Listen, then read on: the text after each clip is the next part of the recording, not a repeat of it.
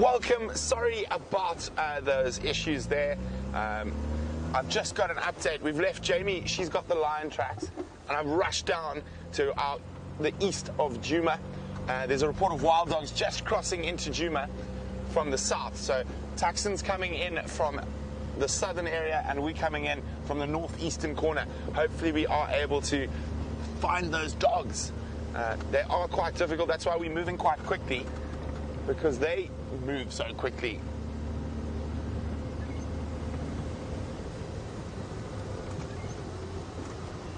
Okay, so we're going to check down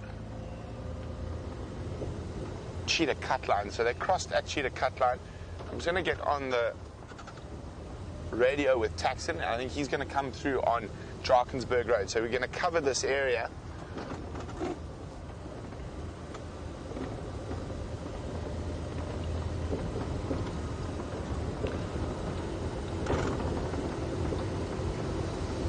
Okay, so we've got to look really carefully for tracks. Jean-Andre is going to be scanning the bush while I scan the ground.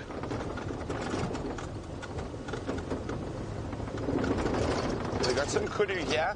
We're just going to shoot past them, because if the dogs are on the move, we want to catch up with them. And they look quite relaxed, or not too relaxed, but I don't think the dogs have seen any wild dogs this morning.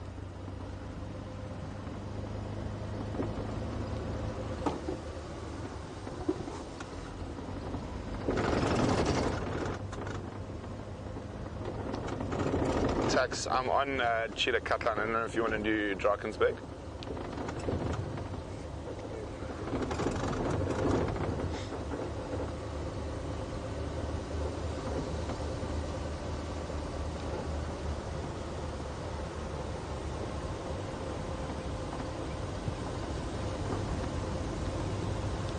Copy, thanks. So far we've just got impala tracks and kudu tracks. Remember, we're on a live African safari hunting for my favorite animal at the moment, the African wild dog. And if you want to send us any questions, hashtag SafariLIVE, or use the email address questions@wildearth.tv. Jamie's looking for lions, we're looking for wild dogs.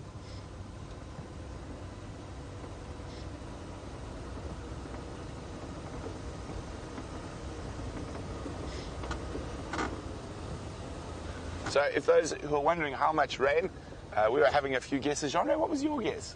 15. I said between 7 and 10. Jean-Andre was closer. It was 12.3 millimeters of rain. So actually not very much, but definitely enough to dampen the dust and cause maybe a little bit of a growth spurt on certain of the plant species.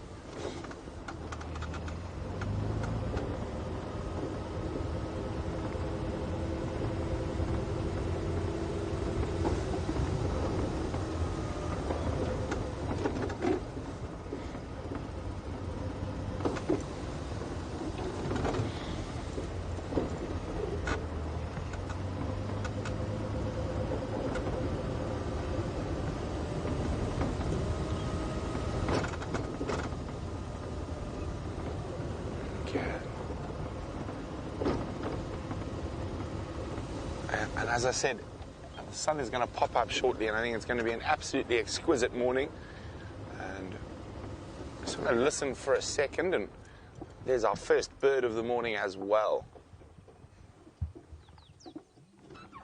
And it is a fork-tailed drongo.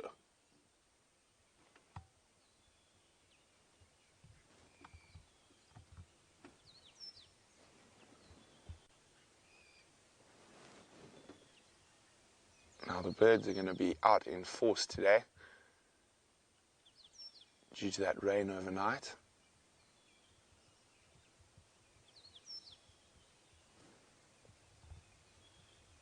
And no noises just yet, so we're going to keep moving.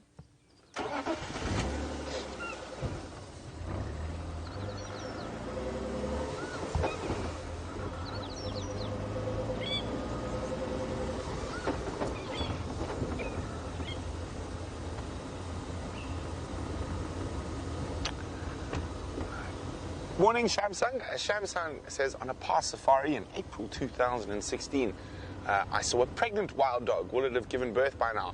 Most definitely would have given birth probably in May. That's their denning season. Those puppies now, what are we now? July, May, June, July. It's probably still around the den, but at about 4 months they start running with the pack. So hopefully we're going to start seeing more wild dogs. The wild dog packs we normally see, the Investec pack denned in the Manuletti, and the Sands pack denned in Ottawa, which is way to the west. So we've only seen dogs a few times since then. I don't see any tracks here. I'm going to take a gamble and go down towards Drakensberg Road. They did cross, and they were heading sort of more in a direct northerly direction.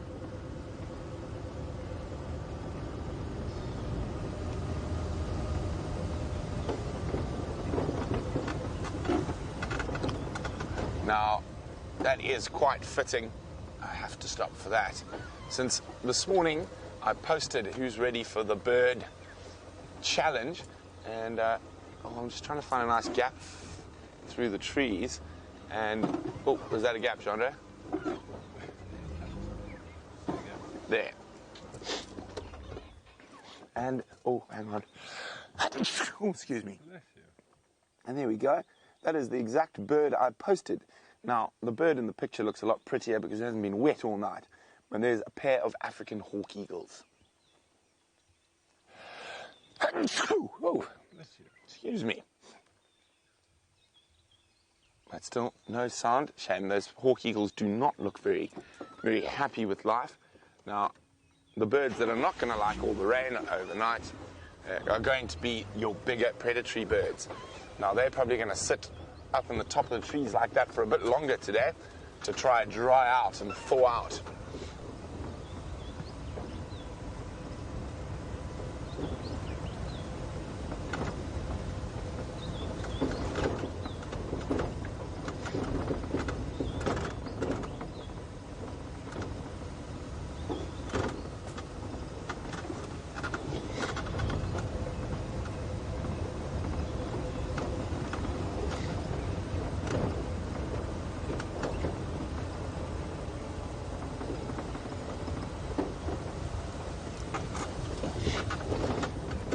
Okay, this is going to be a really good spot to check for tracks now.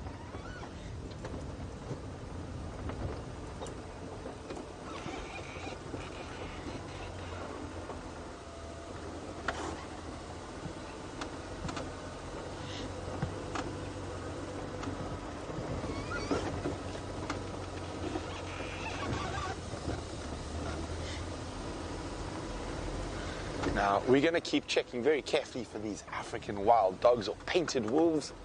While we do that, let's see how Jamie's lion tracking's been going.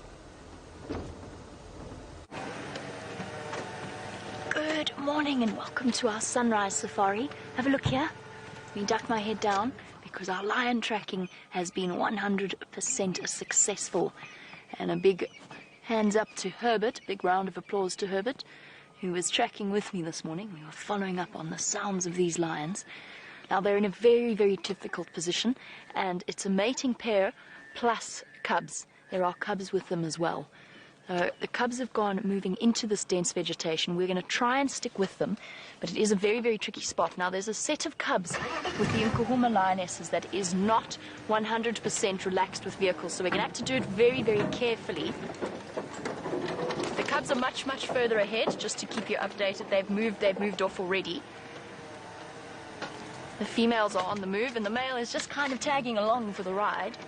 Oh, there we go. She's settled for now. Hello, guys. Here we go. Let's just see what's happening here. Let's just stop for one moment and just gauge the situation.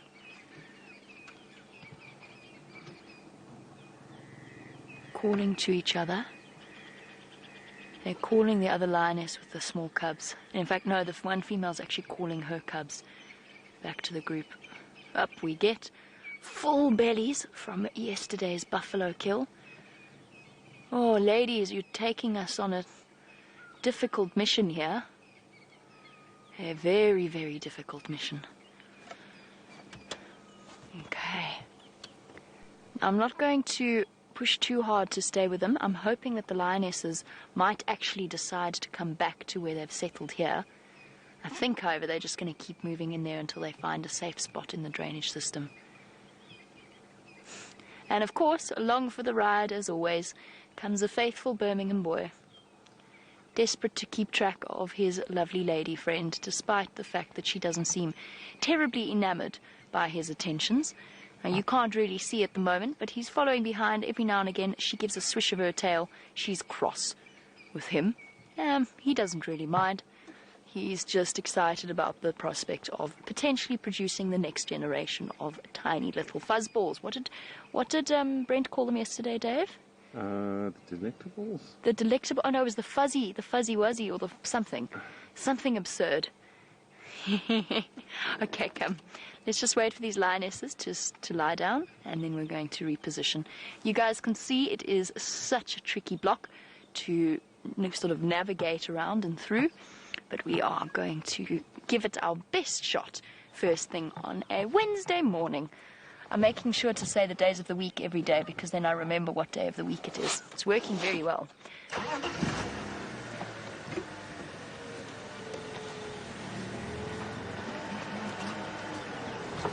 And Shamsun, you've said a mating pair with cubs. Didn't think that would happen.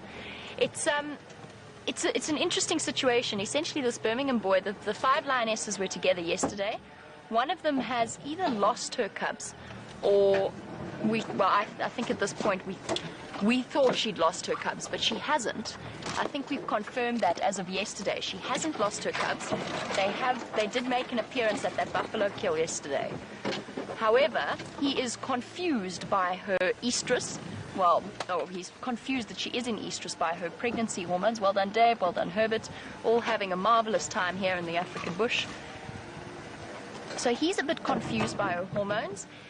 And because he is the father of the cubs, or at least a potential father, he at least thinks he might be. He's going to phlegm and grimace for us again, I think. Ah, you naughty boy. Phlegm and grimace in this direction, please. Nope, he's going to turn his head exactly the opposite way. He was phlegm and grimacing, so that snarling face that lions give off whenever they are trying to taste a smell with their organ of Jacobson, or their vomeral nasal organ.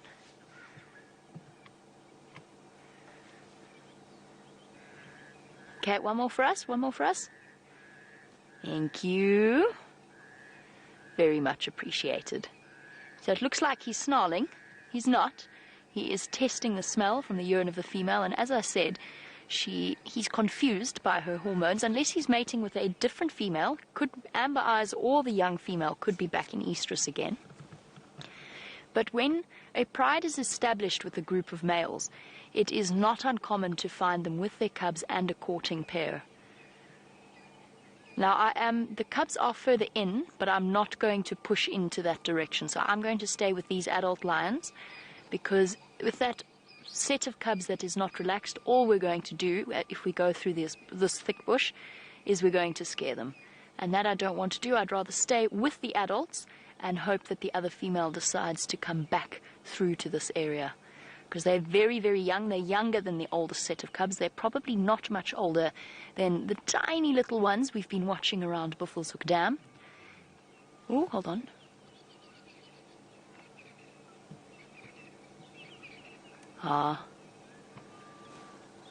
Anyone else hear a lion roar? Just checking. Is he just doing a little wussy contact call? Are you going to roar for us, boy? That would be very much appreciated as well. Nothing like starting your morning off to the soundtrack of roaring lions. Oh, no, I'm going to lie down right here, behind the buffalo thorn where you can't see me. It's exactly what I'm going to do. I'm going to try and reposition, as I said, just to get a view of the adults for now. And so that I can gauge the way that the situation is playing out. In the meantime, over to Brent, find out how his luck with tracking the painted dog is going.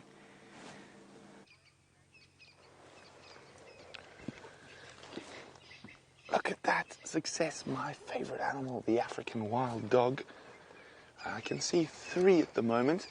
Looks like they're having a little rest. I haven't been able to see sexes on them just yet, and I just wonder if this is the same 3 that we've seen before a couple of weeks ago.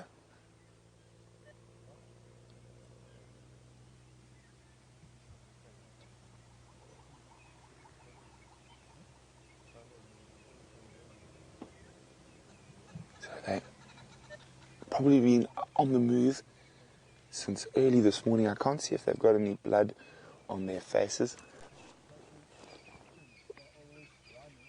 Oh, itchy leg.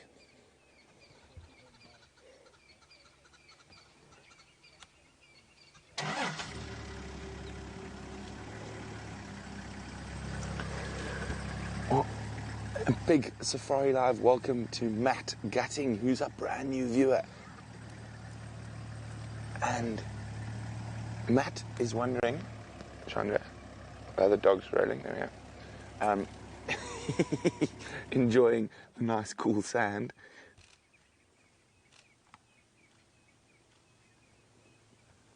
And that looks like a female.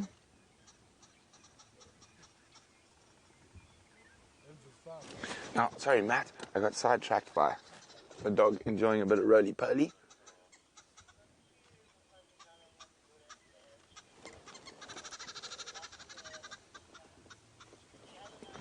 Now, it's really loving this. I do love them, they are my favourites. Sorry, Matt. Matt wanted to know how often we see wild dogs. And we go through phases, Matt, where we see them a lot. We haven't seen them a lot because their dens have been quite far from Djuma. But in the next month or two, the pups are going to start moving with the adults. So we should start seeing them a bit more often.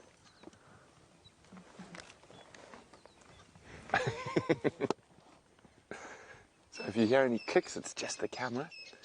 And we encourage you guys to take screenshots, share them on our Facebook page, or put them on Twitter with the hashtag SafariLive.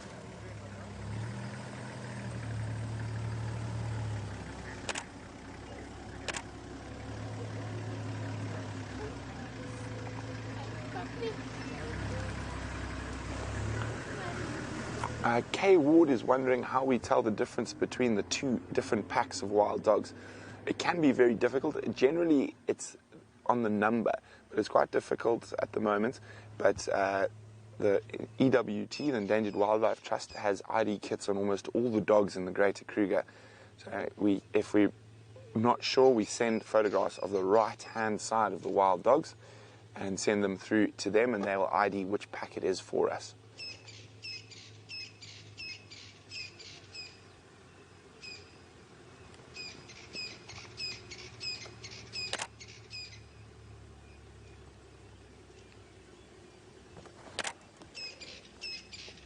So it looks like they might have caught something this morning or last night.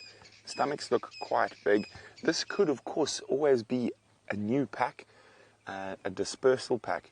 So what happens when wild dog packs get quite big, they will disperse. And generally, it'll be members of the same sex that disperse. So we'll wait to see if there's any males here. So what happens, 1 or 2, sometimes even up to 4 members of the same sex will disperse from their natal pack, and then also will try and meet up with males from another pack that have dispersed.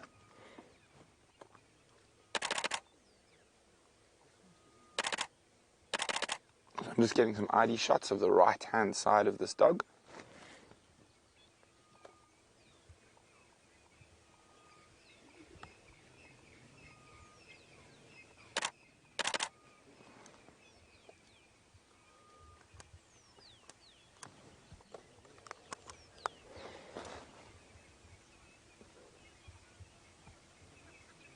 Look at that.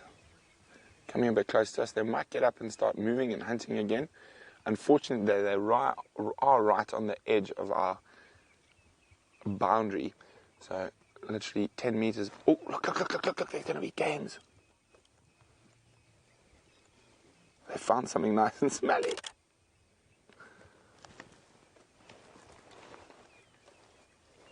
Oh. No, he vomited that up. Oh, he vomited. There we go. So that's very common behavior in wild dogs. So that's how they actually feed their puppies, and they get a bit older. They regurgitate. Vomit's not a nice word, John. They regurgitate is the correct word. Thank you for giving me etiquette, bro. No problem. So, you know, got to keep these cam ops in check sometimes. Oh, look. There's a bit of a stalk coming. Oh, the one's got a bit of a limp. So I almost think it's 1 female, 2 males. Yes. So that's definitely one of the ones on the left is a male. The one who's closest to us of the 2, I think both of those are males. Now this could very easily be the formation of a new pack. So if I'm snapping away, I'm just trying to get some ID photos that I can send through to my friend Grant. And this is the female walking right in front of us. So they're about to start moving. So let's just see where they go.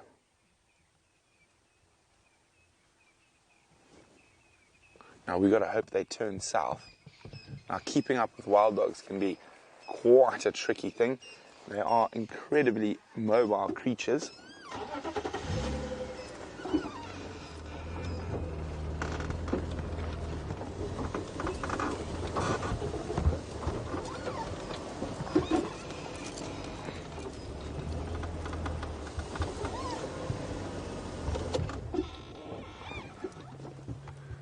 Okay, so there, that's the female. So wouldn't this be exciting if there's a new pack being formed? And sometimes when new packs are formed, they can den very late, even as late as now, outside of the traditional denning season.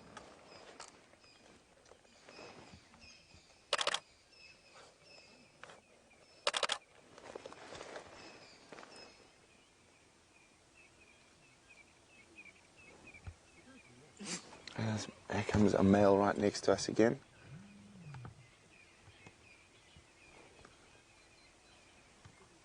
And then up ahead, I think that's possibly, there we go, he's going to do it as that wild dog trot. There's something about it for me that just really makes me exciting. Now, they're incredible hunters.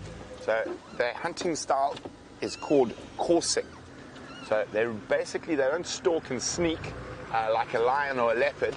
They course through the bush. So they'll run until they see something, and they'll flatten their ears, try to get close, and then they take off. So, but what that means is they can actually do about 60 kilometers an hour. I've seen them do it for over 5 kilometers.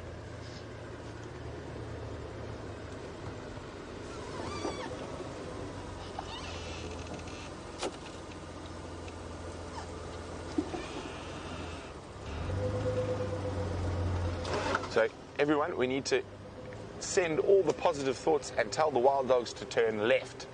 Turn left, not right. Now, there was some kudu up ahead and some impala, so it's going to be interesting to see. Oh no, that's the wrong way, dogs.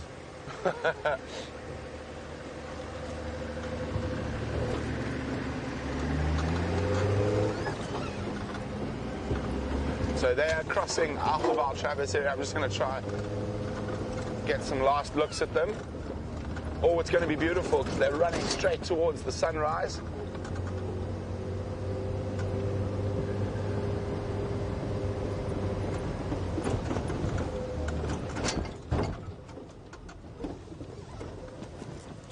Should come out into the gap. Oh dear.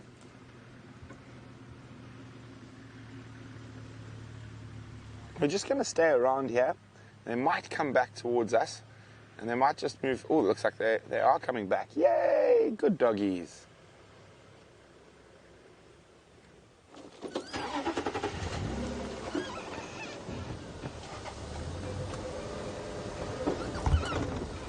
So they're running parallel to our eastern boundary at the moment. And I'm hoping they don't disappear. If they see something, it runs towards us. I'm just going to jump up ahead, and then we're going to wait for them because they are moving parallel now. So just bear with me for a second.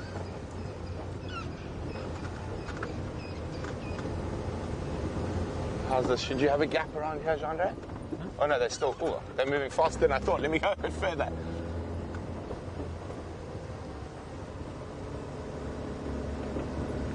Okay. Let's see where they go from here.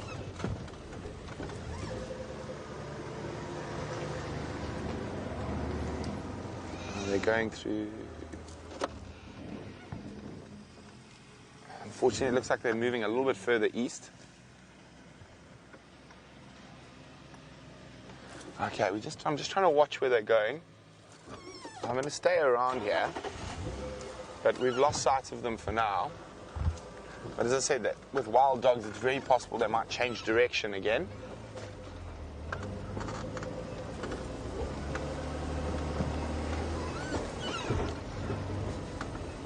Okay, so I'm going to stay in this area. Hopefully the dogs come back towards us.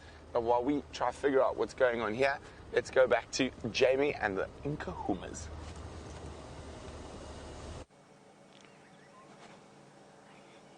One Nkuhuma and one Birmingham boy remain with us in terms of where we can see them.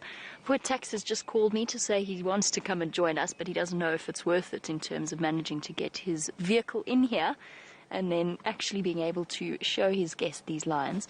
For us, of course, it is a marvelous experience either way, and we've got the joys of a lovely camera to keep us occupied. Plus, we can listen to all the lovely sounds of the birds, like the boo-boo that is calling somewhere in the drainage line.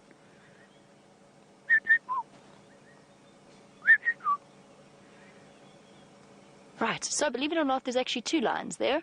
We have the tawny best view of the back ever. This is quite possibly the most impressive view of a male lion we've ever had, and it's such a pity because the sun is coming up and it's going to be absolutely stunning light in just a few moments, something I would never have thought of before I started working here at Wild Earth, but that the wonderful cameramen have taught me lots about. I'm not 100% sure what we should do in this situation. They're not going to come back further closer to us. They're going to probably stay flat in this position that they're in, or they are going to go... Excuse me, I'm talking, Franklin. Would you like to finish your sentence? Okay. What was I saying? Oh, yes. So I'm not quite sure what we do. Repositioning is going to be very, very tricky. There's stumps everywhere. This is one of the hardest blocks. There's two. There's this one on this side of Mvubu Road and the one on the other side of Mvubu Road. One is serious monkey orange. Dave knows all about that because he lost Brian's pillow in there once. And the other is pure thicket. It is one of the thickest blocks out here. It's got a collection of guarri bushes and buffalo thorns and then spike thorns as well, all of which is making our life relatively difficult. I'm desperately looking around me to see if there's a way we can squeeze through here. We can. But as I said, I also don't want to push too far into the thick stuff because of the cubs. So what we might do is leave them at some point relatively soon and then come back to them at a later stage. But for now, because Taxon is on his way, and I'm definitely not going to leave before he's had a chance to see where they are, I'm going to try and sneak in. I think I'm going to try and find a way. Poor Herbert is going to have to watch out, as is Dave, as we go through here. Let's try it. Let's go. What's the worst that could happen?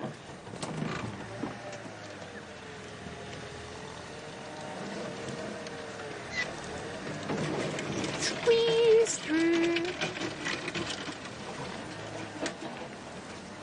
I know, by the way, I would never be doing this if the cubs were still in the vicinity. I know that they are further into that block. But we are stuck. Stand by.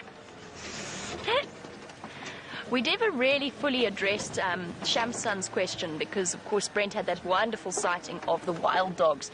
And it does bring us to the question that Blobbert McBlob has asked. Blobbert McBlob, by the way, there's two lionesses. Might be one of my favorite usernames ever. So Blobbert McBlob. There they are. They're the other lionesses. Okay. We're going to be okay in this sighting. We are going to be okay. We're just going to have to do some maneuvering because there the rest of them are. Hello, Herbert. It's lovely to see you. How are you doing this wonderful morning? I'm laughing because poor Herbert has had to sort of climb almost onto the back of my seat. in order to get a view of these lions. Right, so Blobbert McBlob wants to know if it's dangerous for there to be a male lion around these young cubs. And it brings us back to Shamsun's question as well. No, at this point it's not. Look, a male lion is always a bit of a risk to young cubs, especially these young Birmingham boys. Bear in mind that this is their first sort of generation that they have sired, if you want to put it like that, regardless of whether or not they are actually the fathers. They certainly think that they are. But it is a first for them. However, they've had plenty of practice with the Styx cubs. They've got used to the idea of little cubs being around. And nature definitely wouldn't have designed a system where the father of the cubs would kill them if they ever came into contact with them. So a strange male lion is the most dangerous thing to a set of cubs out here. They are responsible for the death of most of cubs under the age of about 1.5 years. A known male, the dominant coalition over a pride, is absolutely fine. I couldn't tell you which male this is. I know he's a Birmingham boy, but I haven't really had a good chance to look at him properly. And they've all grown so much since that first moment that they came barreling onto the scene. All noise and no scars. They're much more mature now, and a few battle scars gained along the way to show for their new dominance over this area. Now the lioness, oh, it's tricky. The other lioness with the cubs, I think, but I can't be 100% sure. If we look up a little bit, and you sort of look through the bushes, she is at the back there. There you go. You can just see the flash of tawny top right of your screen. There, that patch that looks like a pile of leaves, that's the other lioness. Now there's 2 lionesses here and 1 male. Now I think that's Taxon on his way. I just want to listen to see. I need to direct him into the sighting, which could be an interesting experience.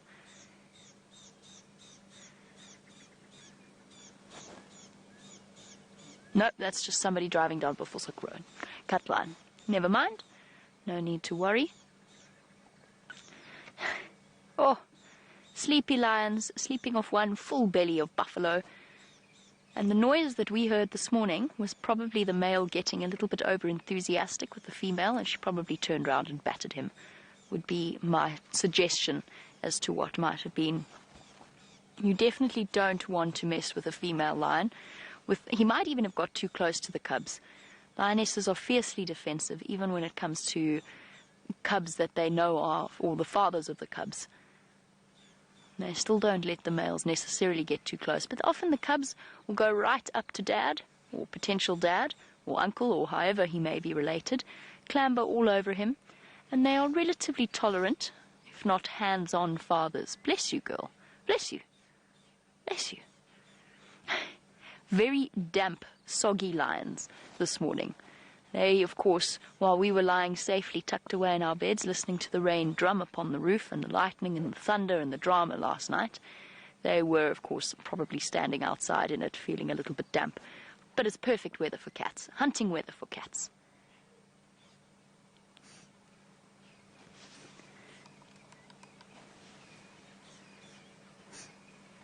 Oh, I think Tex is calling me, sorry.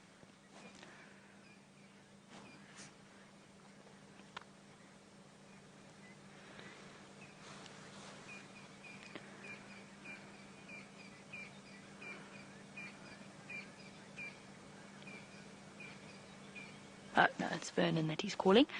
Right, so Michael, we've had piecemeal sightings of the Birmingham boys, but there will indeed be a time when all 4 Birmingham boys are together with all 5 Nkuhumas and all 9 cubs, which is a wonderful prospect for all of us.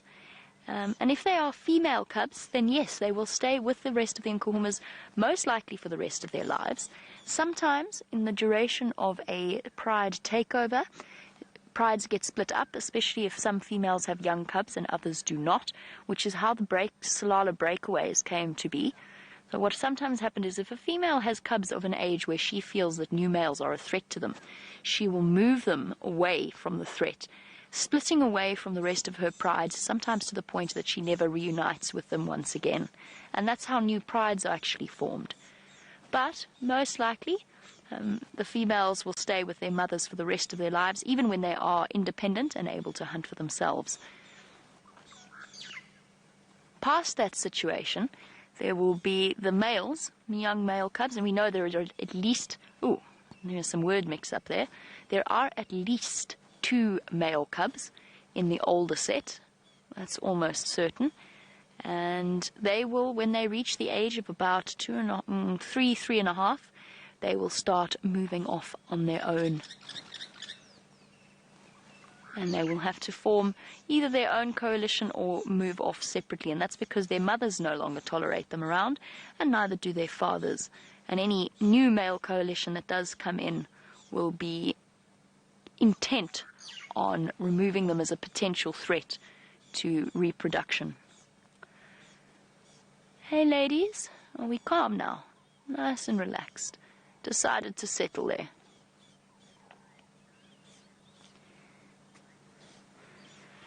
And Mike, no, the male lions don't know. I mean, we don't really know, do we? We don't know what extent the animals have in terms of recognition of their own offspring. I don't believe that the male lions know which cubs are theirs or not, and certainly all the evidence seems to point that way, because when DNA tests have been carried out... What's up, girl? You're going to go rejoin your sisters.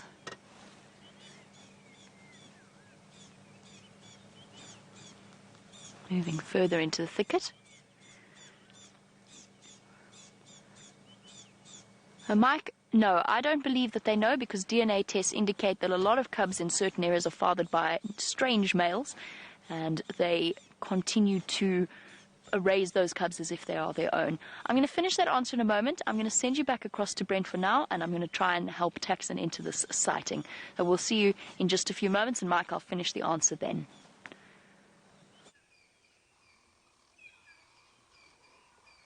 And here we go, another big, beautiful bird, looking a bit bedraggled after the night. You can see how he's got his wings out, basking in the sun, just trying to dry out. And it is a batelier. You can see after rain, a lot of birds doing a lot of preening, making sure those feathers are placed perfectly for aerodynamics.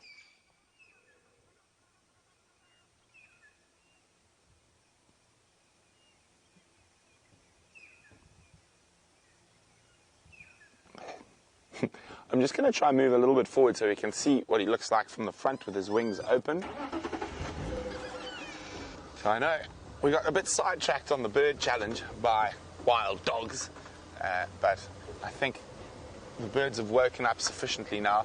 I think we're going to see quite a lot of nice big predatory birds this morning, because they're going to be all perched quite conspicuously to try to dry out from the rain. Let's have a look. I think there's going to be a nice gap through here. How's that, Chandra? There we go. You can see how the wings are open.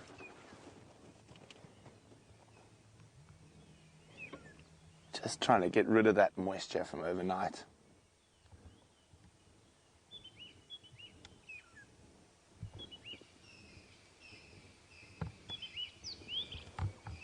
You can hear quite a lot of birds calling around as well, the smaller variety, who are going to be thrilled with this rain last night and this sunshine this morning. And we're going to have lots of very vocal birds. Shame.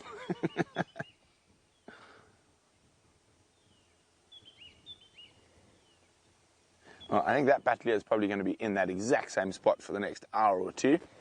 So why don't we continue on down the road, see what else we can find.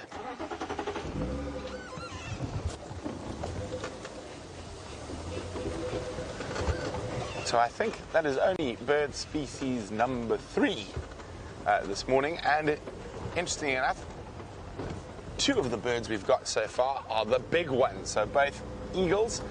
One was a true eagle, which is the African hawk eagle. The batelier is part of the snake eagle family. Now, there's another big bird up ahead. It could be another batelier. We'll have a look now. So my plan is we're going to head down towards that buffalo carcass that the Nkuhumas had, and see if there's any hyenas around there, and have a look at some of those vultures. I'm pretty sure the one coming up is another Bateleur. Also perched quite conspicuously, waiting for the sun to do its work. Let's have a look. Yes, it is a Bateleur.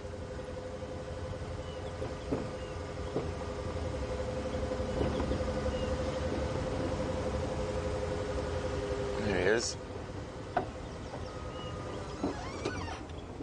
Right over the road.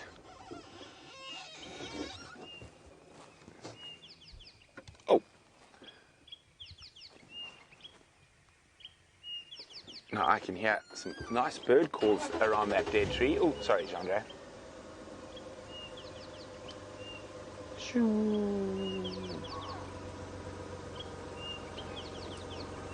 Oh, there's another Bateleur. Lots of Bateleurs out. Oh, let's have an argument. Open the wing. Let's get dry.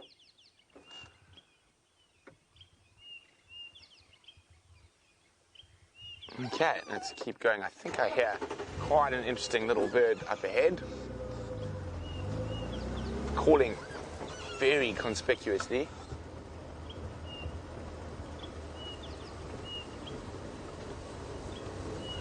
Kyle was wondering, when is the last time we saw a lilac-breasted roller? Well, Kyle, yesterday we saw a lilac-breasted roller. Okay. I'm hoping this bird that's calling, it sounds like one of the little... Oh, he's flown off before we found him. Anyway, it sounded like one of the buntings. So, two bunting species we get here. The golden-breasted and the cinnamon-breasted bunting. Or as Gracie likes to call the cinnamon-breasted bunting.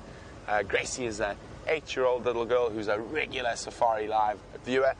She calls it the cinnamon bun bird.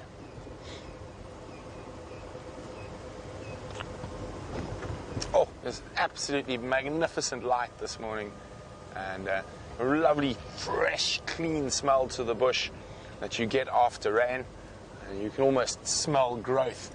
So it was not much rain, but we might get a little bit of a flush on certain plant species.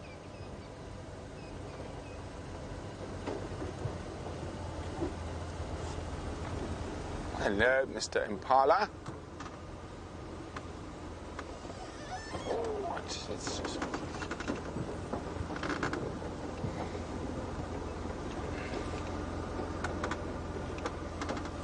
There you go, that Impala is staring quite intently down towards the Moati. Now, there are some fresh hyena tracks on the road, and I wonder if he spotted the hyena. Or is there possibly... just because I'm trying to look for birds, is our cat luck going to continue? Not snorting, but definitely very interested in something.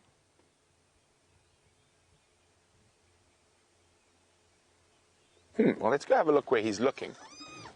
Maybe. Might be looking at another impala. So quite often, a lot of the animals, when they stare like that, they've spotted a bit of movement, and they're now staring to make sure it's not a predator. So there could be a waterbuck, there could be a kudu, could be another impala. What have you spotted, Jean-Andre? Oh, yes, birds. Well done, Jean-Andre. Little family of... Oh, where are they going? Crested francolins. Another one for the list. There we go.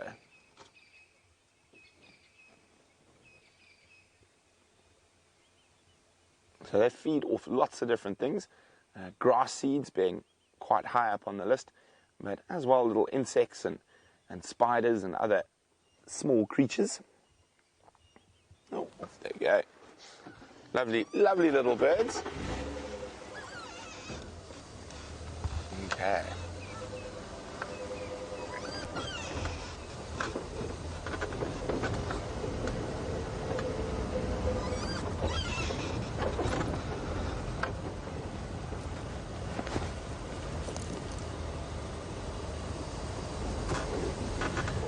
Now, the one thing, this weather that came through last night, if any of you were watching that Jumacam, there was an incredible amount of thunder and lightning. And actually, I think we had a lightning strike very close to Inga's, where I live, because it literally shook and vibrated the whole building.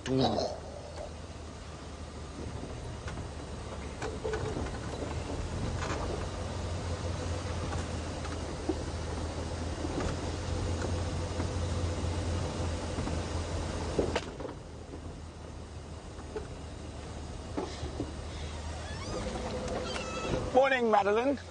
Welcome on the Sunrise Safari. Madeline would like to know which of the big five seem to be most affected by big thunderstorms, or is it business as usual? Well, it's business as usual. These animals don't have any homes to hide in, so they're quite used to these thunderstorms.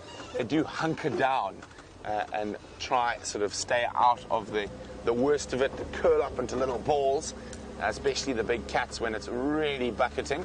But quite often, a lot of the big cats will use a thunderstorm, and especially because it's so dark and the wind's howling around, they'll use a thunderstorm to their advantage when hunting. Whereas with wind and very dark nights, it does lessen the eyesight of the prey species. And rain around these parts is fairly localized, so it looks like there's been more rain in the north and in the east and in the south than there was in the west, and that's just judging by the puddles around. And that's not uncommon in Africa to have very, very localized patches of rain.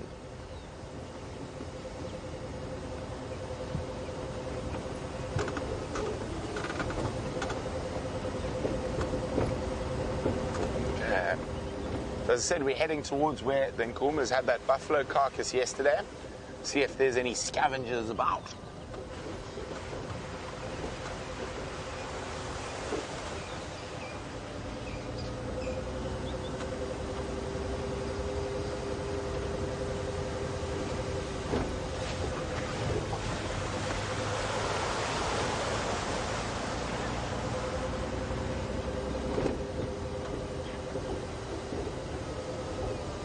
Oh, big puddle. Terrapins are going to be happy. Oh, there we go.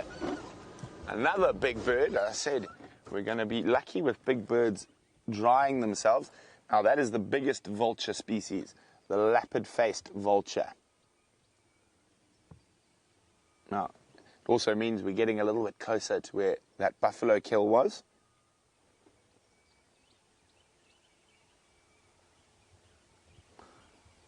So I'm hoping to get all the vulture species we can possibly find around that carcass. So we're looking for lapid-faced, which we've got there, a white-backed vulture, hooded vulture, and white-headed vulture. Now, the rarest of them is the white-headed vulture, and then the second most rare is the lapid-faced, which we can see there. Absolutely massive birds, but we might get a nice closer look when we get around that buffalo carcass. And we're doing really well on the predatory birds this morning. So we're African hawk eagle, bateleur, lapid-faced vulture, and I'm pretty confident we're going to get hooded vulture, white-backed vulture. White-headed vulture is the kicker.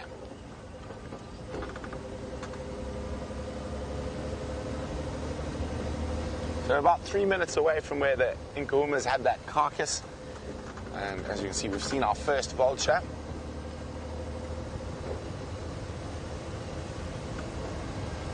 Now, the vultures are going to take a little while to get going because of the wet this morning. They're going to wait for it to heat up so they can catch the thermals.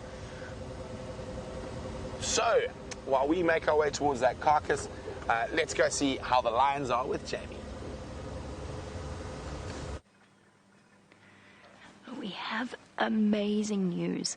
So those two little cubs that you saw with Brent yesterday, that he said they weren't as relaxed as the others, we've just seen them moving off with Mom further into the bush. So they'd have been in this area the whole time. tiny, tiny little creatures, just a fraction bigger and older than the ones that we've been watching at Buffelshoek Dam, and there's only 2. So we don't have 9 cubs, we've got 8. 8 little Nkuhuma cubs. Now they are just in here. There is obviously a view that Taxon has from where he is, but for now we are not repositioning. We're just sitting here waiting for them to feel a bit more calm. The rest of the lions are in a pile of lions a little bit further to the back. They are incredibly difficult to see, but we will reposition and go back to them in a moment. I'm just waiting so we don't have 2 vehicles on in the sighting. So an awkward angle for everybody, but Tax is pulling out of the sighting, so we're going to be able to move back to where we were. Amazing news on Nkuhuma Pride, and the best part of this is of course that the female that was mating with the male, she didn't lose her cubs. Thank you, Dave. If you could pop your shoulder just right there, that's fantastic. I don't have to stare into the sun. It's naughty, I know. So it's really wonderful news, the fact that Nkuhuma, who was mating with the male, hasn't lost her cubs. They're here. Safe and sound and gorgeous and covered in mud. They're almost brown. They're little brown creatures right now from the storm. Can you imagine what that storm must have been like for little lion cubs? Having never experienced, I mean, these are winter babies. They've never experienced anything like that. Must have been absolutely terrifying. Okay, we're just going to reposition. And we are going to put Dave in a buffalo thorn. Sorry, Dave. Oh, I think let's stop here for a moment.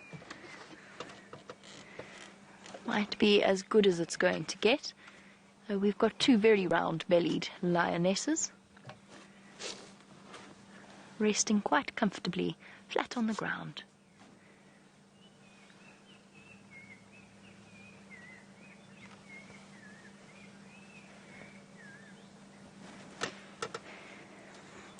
And speaking of our lion, the one thing I do know about our male lion is that it is absolutely not the male lion with the injured lip. And Gregory, I haven't heard any updates about him recently, but he might be the buffalo. He's not a buffalo, promise. He might be the lion that is on the buffalo kill on Nkoro. I haven't heard any news about him. And I did speak to Tristan, who went to go see him, and it didn't sound as though it was the one with the injury, but you never know. So nobody's seen him.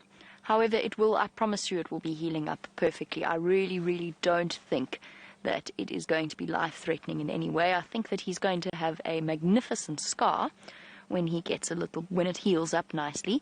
It probably is hurting him. He probably struggles when it comes time for food, but not enough to stop him from eating. It will hurt when he's eating, but he will be absolutely fine. What Gregory is talking about, for those of you who either haven't watched recently or are new to the show, one of our male lions has got a split lip, a really seriously split lip on his left-hand side. It's split right open so that his canine tooth sticks out when he closes his mouth. So it's an impressive injury. It looks worse than it is, I think. I'm sure it hurts like crazy, because you must just think about all of the nerve cells around the whisker area. I do think it is very, very sore. Just bear with me 1 second. Mike is trying to get hold of me. The joys of finding a sighting. Standing by.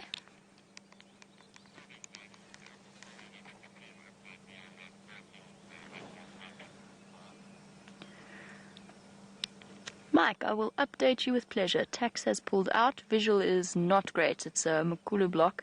There's 2 Mafazis lying up with 1 Madoda. The other Mafazi with the Mapimpans has moved into the Shkova. She's not relaxed.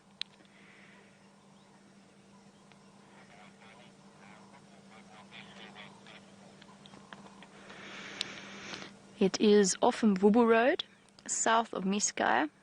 So south of that 2-track that runs to the Miskaya, on the western side of Mvubu Road.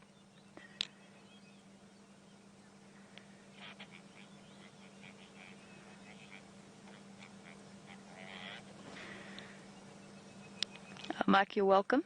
We're going to stay here with the Mufazis. Those Mapimpans are scared. But, yeah, you're welcome to make your way here. When you get here, I'll make space so you can have the view that we've got. Sorry, everybody. Just helping Mike into the sighting. And we will guide him in when it comes time to follow up. Now, I've just told Mike that we, and by inference him, and all the other vehicles will not be following up on that female in the thick vegetation. So the only way we're going to get those cubs relaxed, since they haven't seen vehicles, they probably have seen vehicles, but for most of their young lives, they haven't seen vehicles.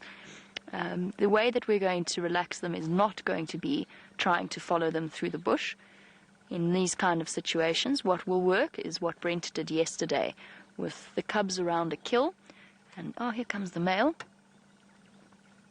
Hello, boy. Have you ever seen such a cautious approach in your life? Sneaking up to her. He knows he's going to be in trouble. Oh, am I going to get lucky? Another phlegm and grimace for us. He is hopeful. He's giving it another sniff. Perhaps the lady is in estrus and willing to mate with him. Guys, I'm going to go forward ever so slightly. Oh, I was hoping I could roll.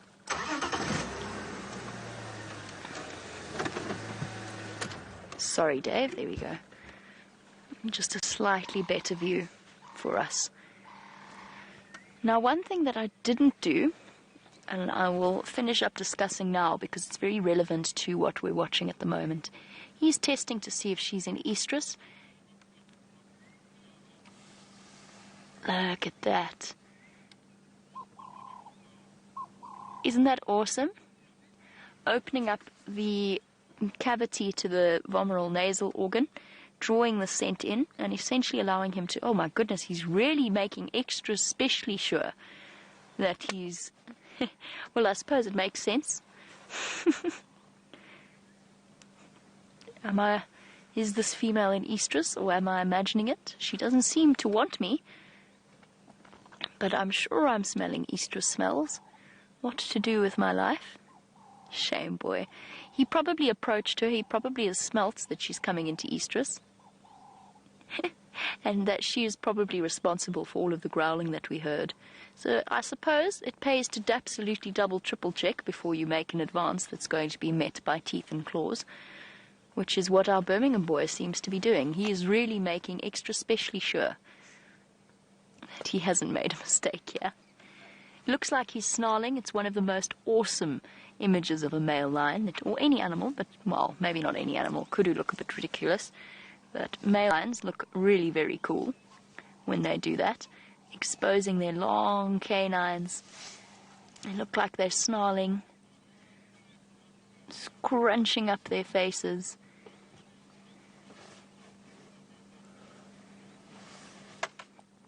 Awesome. Absolutely awesome. What a stunning morning. The sun is coming out. The air smells fresh and clean. And we've got a male lion. Goodness me, he really isn't taking any chances here. It's a morning of the phlegm and grimace. Now, we have a vomeral nasal organ, just like our lions do, but they do not function anymore. So essentially we've lost the capability within our brains to interpret those signals. We've sacrificed those sorts of senses for other such things, such as learning and reading and intelligence and however else we've supposedly developed as a species. And we did once upon a time have a vomeral nasal organ that would have been capable of tasting smells. And it seems as though he's made extra specially sure, and he's now laying his head upon his legs in disappointment. It's not one of the females with the cubs. She doesn't have any suckle marks. Oh, one more time, just in case. Yes, no, maybe. Nah. Not going to get lucky right now, but he will soon. So it's either Amber Eyes or the youngest female in the group, neither of whom have cubs. Oh, and it does bring me back to Mike's question. So, do the males know which cubs are theirs? No, I don't think that they do. And that's because, as I said, evidence suggests that they will accept cubs that are not theirs without realizing that they have been tricked or stymied. However, I do think that they recognize the females that they have mated with. So they recognize the mother of the cubs. So that makes total sense. You'd want the animals to be able to recognize which females they've mated with so that they don't run the risk of killing their own cubs. So whilst I think they know their ladies, they don't necessarily know their children, essentially.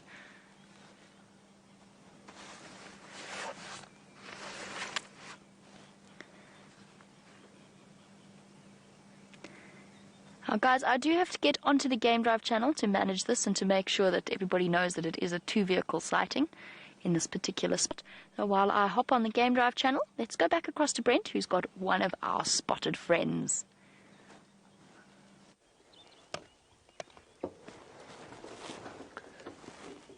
So we've got to where the buffalo carcass was, and as you can see, with a sub-adult hyena who's chewing on the skin of the buffalo.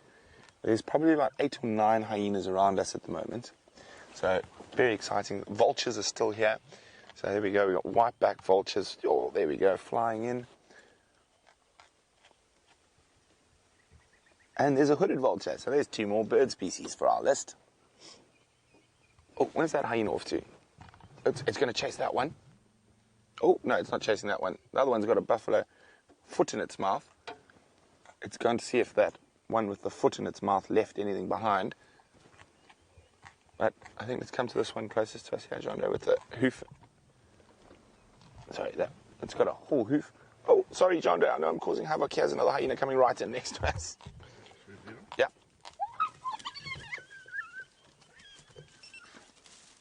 Rolling. Sorry, guys, so you heard the beeps, the VR is rolling. So we've got 2 hyenas on this little bit of skin that's left, a sub-adult and an adult. Now, they're both going to be quite high-ranking individuals, so she's not interested in the bit of skin. She's walked off to go look for a bit more food, something a little bit better. Now, there is another hyena feeding off. There we go, she's going to chase the hyena on the head. See that submission? Not even an attempt to keep her away.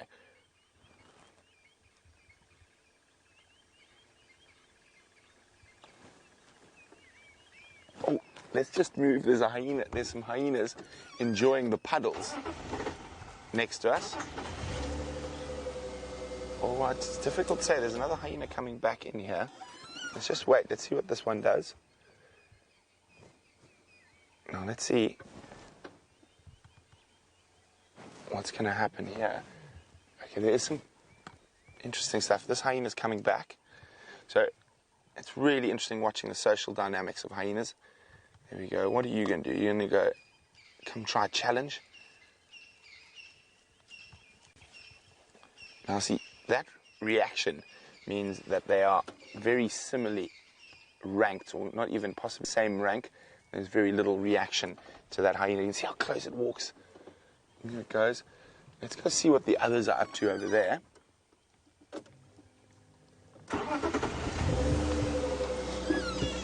And this little one's decided it's tired of the skin. It might come back.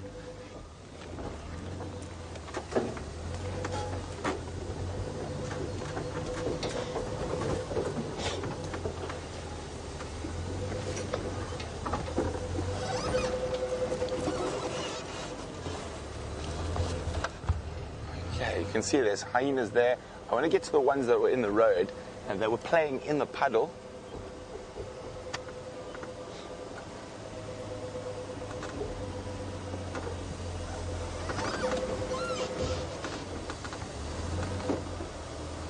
Let's have a look what's going on here. We can see there's one hyena who's got a hoof, and the other is just playing a little bit in the puddle.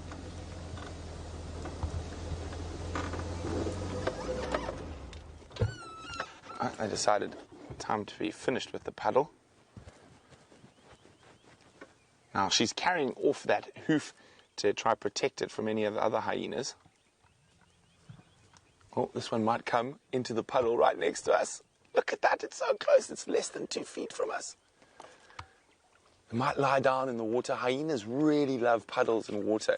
But what that hyena did there, you just notice it popped its nose into the water.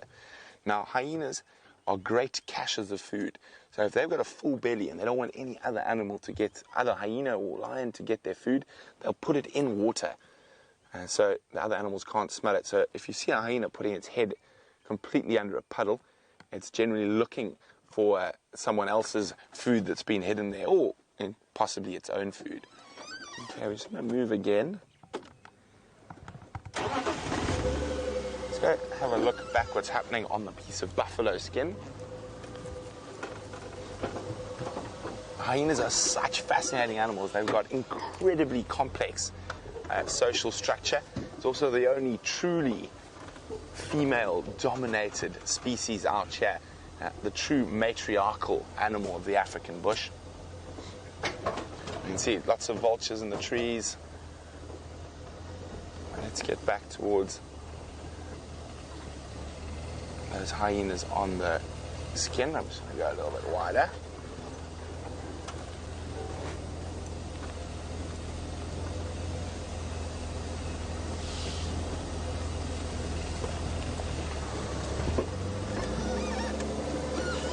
So you can see hyenas literally surrounding us at the moment. But don't worry, we're not in any danger.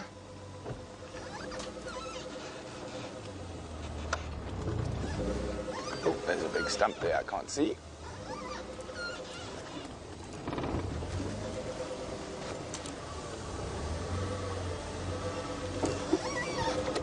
So here we go. These two are both young, the ones in front of us. I'd say probably around a year old.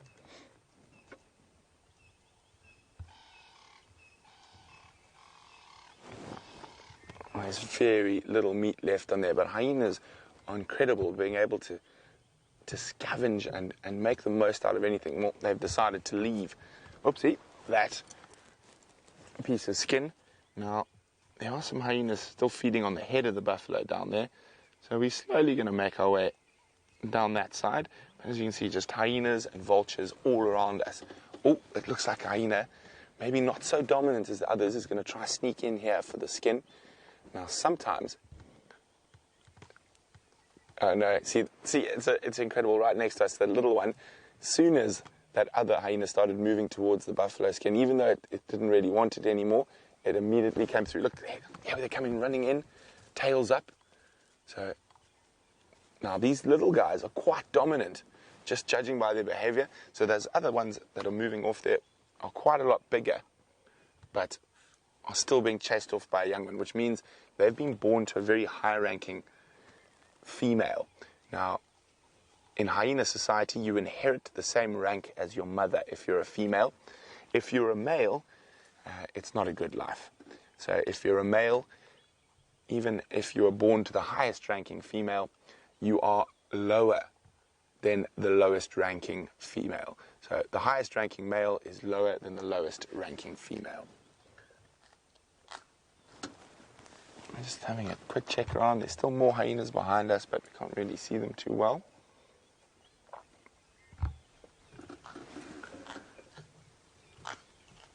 Okay, there's some other hyenas coming in again. And just have a look. There we go. Now, if they come closer to this, they're going to see how she takes a wide berth, keeping away from the ones feeding on the skin because they are more dominant.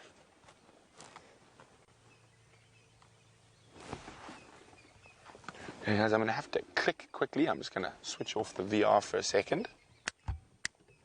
How was that, Chandra? Very nice. And we're going to start it again. Okay. I'm just going to move a little bit quickly. I'm going to go... And we are rolling. Do us a click there. Thank you. Okay. So we're still with the hyenas on the buffalo skin, but there's another hyena that's dragging around the head of the buffalo off to my right. So I'm going to try to see if we can get in a bit closer to that one.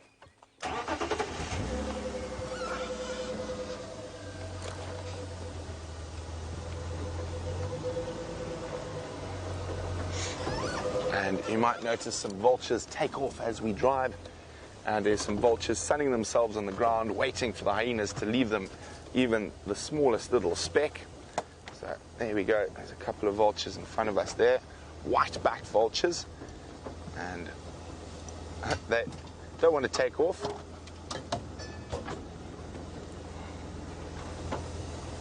And you can see there's another game drive vehicle also enjoying this incredible sighting.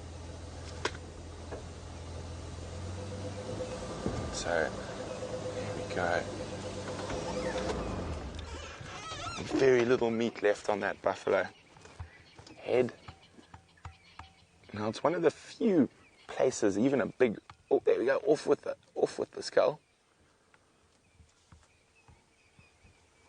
One of the few places, even an animal with hyena and their powerful jaws are unable to crack open. And you can see this hyena, a little bit nervous, probably not very high ranking. Worried that there's a higher ranking hyena that'll come in and steal it from her.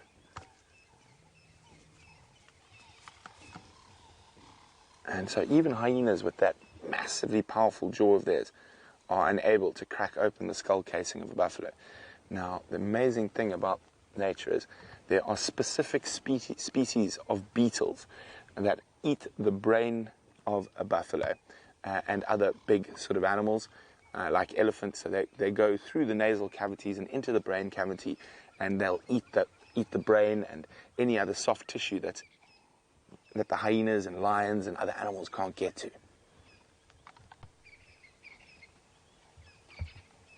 You can see the vultures just behind the hyenas sunning themselves on the termite mound. Preening feathers. This hyena is constantly on the lookout. Every time a vulture makes a noise or fluffs, it checks, making sure there's no other hyenas coming in. And white-backed vultures sitting on that termite mound. Just making sure there's no hyenas behind us. Doesn't seem to. The other hyenas are up to the left of us. Oh, trying to get a way to hold on to the carcass. Very funny. See, it's using its paws to try lift and keep the skull up so it can get into that little bit of meat underneath the horns.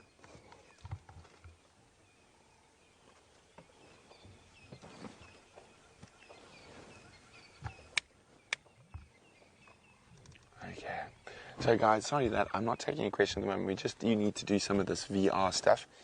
And it's going to be very exciting when, imagine you can watch this and you can see all around us. So for those of you who knew, that little ball of cameras on the front of the car gives us a 360-degree view of everything around us.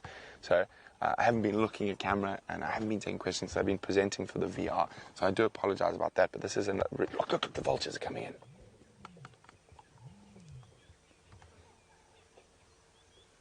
Now, the hyenas might rush back. You can see that sort of circumvent. Says, oh, the hyena going to come back. And as soon as the vulture's moved, here comes the hyena running in.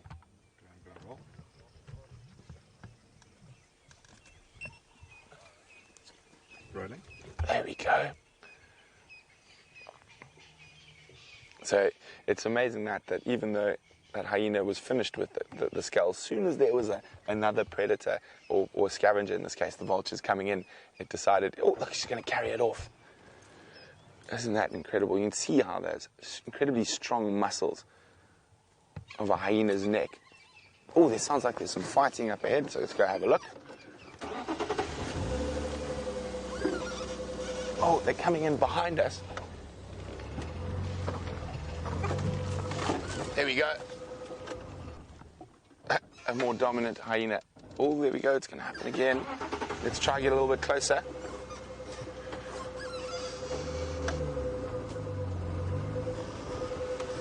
Oh, it's a limping hyena that has stolen that buffalo head.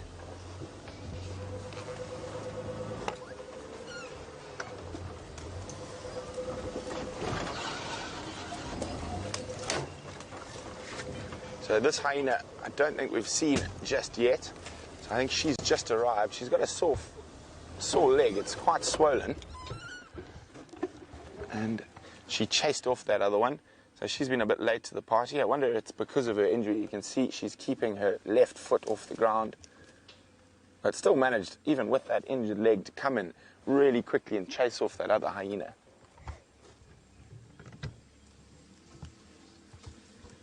You can see she's looking for any little bit of meat. Not much left on that buffalo skull.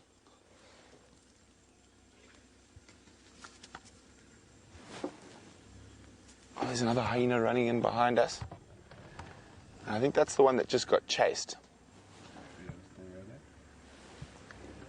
can see how she's lifting her head and looking around, making sure that there might not be another dominant hyena that might steal this one from her. There we go, she's going to drag it right next to us. Isn't this incredible? Look at that.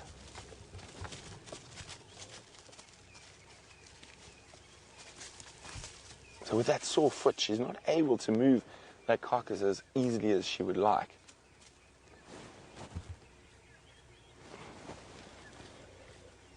So we can see her, she's right next to the vehicle, trying to get any scrap of meat out of there.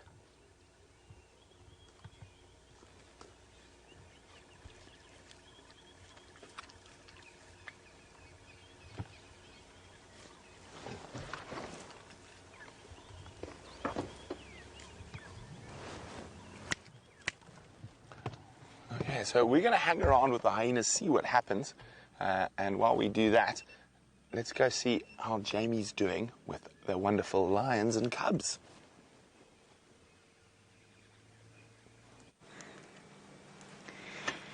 We are with our wonderful lions. We are definitely not with our wonderful cubs, unfortunately. As I said, we're not going to go and try and find them. They're not far from where we are. And I figure if we sit here, talking nice and softly, just getting them used to the idea that a vehicle is not a scary or a dangerous thing. And when we tracked these lions, we had one male track and we had the set of maybe one female track. We didn't know that oh, hello, what's happening?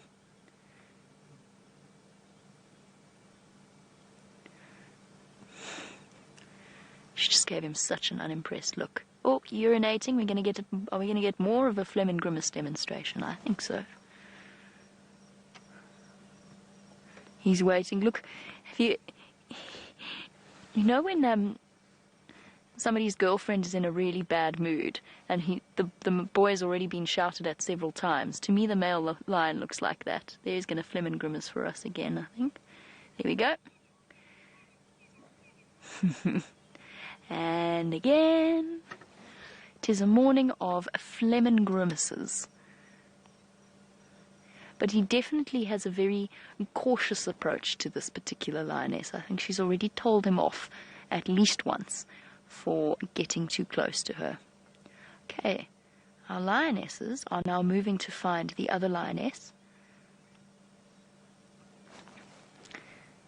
while he continues to test the scent of her urine, find out why he's been rejected so harshly. She might well be coming into estrus again. If it's the young female, she's going to keep doing that. She'll go into a couple of false estruses first, because she is still a bit young, and then she will start to go into a true estrus to be ready to fall pregnant.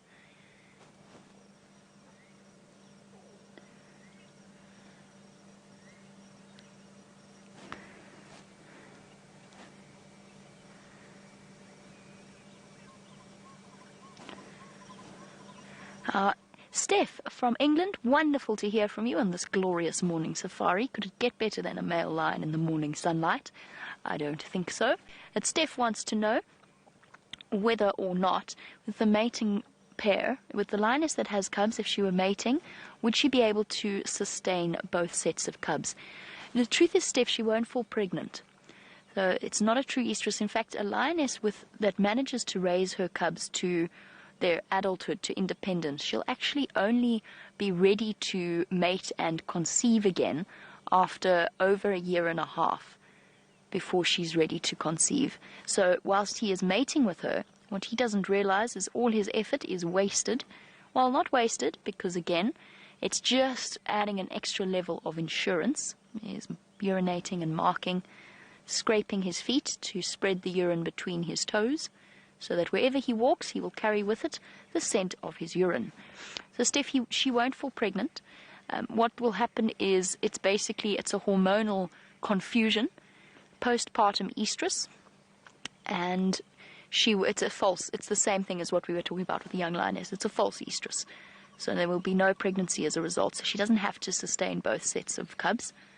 What she will do, as with all of our lionesses, and we actually saw a really lovely demonstration on Cheetah Plains the other day with the Styx cubs, was she will allosuckle.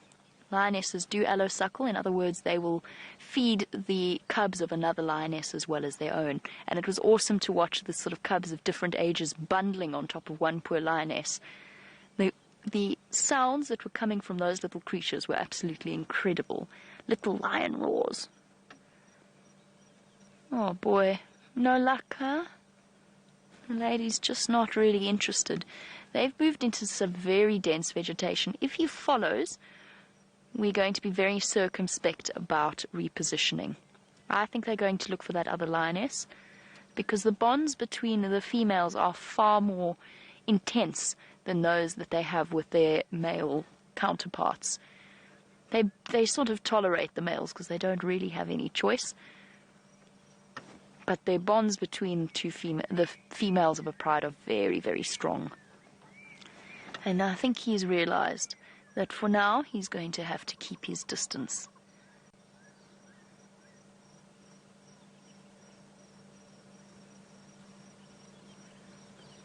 I just want to get hold of Mike on the Game Drive channel and let him know that it would be a bad idea to try and follow. Well, actually, I'll speak to him in person when he gets here. Never mind. I'll speak to him in person. Just tell him that he mustn't try and follow into this thicket. We want to get these cubs comfortable with the vehicle in the least invasive way possible. And we've just been discussing it. Herbert was mentioning following up on a warthog distress call with James and with Liam on a bushwalk not too long ago. And the fact that they came into this area and they found tracks absolutely everywhere. We think that the lioness has been hiding her cubs here the entire time. We just never found them because it is a very difficult place. And again, you don't really want to go striding into a lioness when she's hiding her cubs somewhere, especially when she's on her own.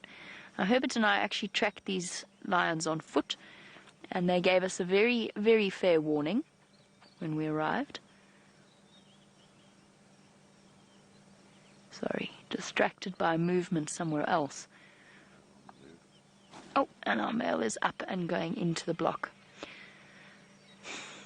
We're not going to follow them in here. What we can do is move to a more open area, because what tends to sort of unsettle the cubs is movement over sticks or vegetation, anywhere where it might make a bit of a noise that they haven't become accustomed to yet. As I said, around a kill, it's a perfect situation to go and sit and get them comfortable.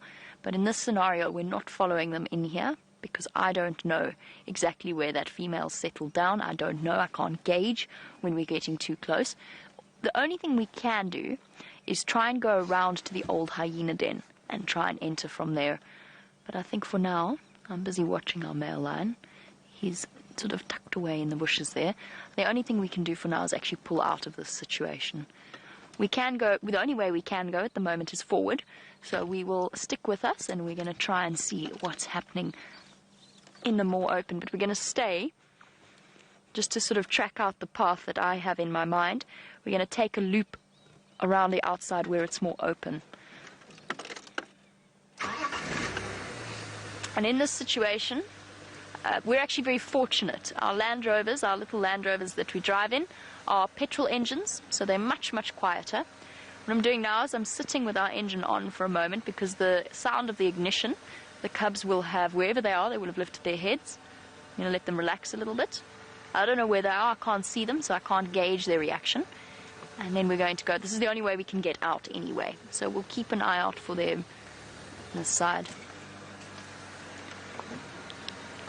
Mike, Jamie.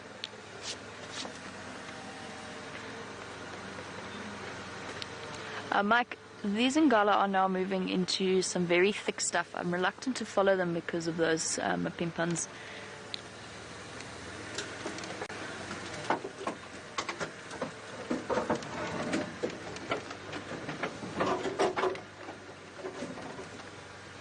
Sorry, Mike, stand by one. Okay, guys, we're going to watch this male lion walk off into the bush. The lionesses are obviously in there somewhere. There he goes. He's looking around. Not as in as much hurry as they are. He doesn't also want to risk getting into trouble. So as he disappears, we're going to say goodbye to our lions for now.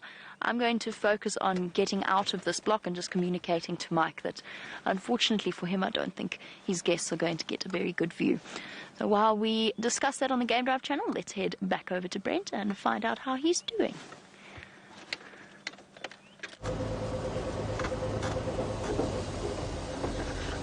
So we've been trying to keep up with these hyenas. A hyena ran and stole the head of that buffalo and just disappeared. I'm trying to see if there are any others around. We got one over there. See if there's any playing in the ponds. Now, hyenas love mud puddles. So Jean-Ray says he apologizes for his camera work. It's due to the VR. He's following the VR story. Oh, and we might do another VR right now. Here comes a hyena down the road. So I'm hoping this hyena comes and pops itself in the puddle right off the front of the vehicle. I'll maybe have a little drink. So there's hyenas all around.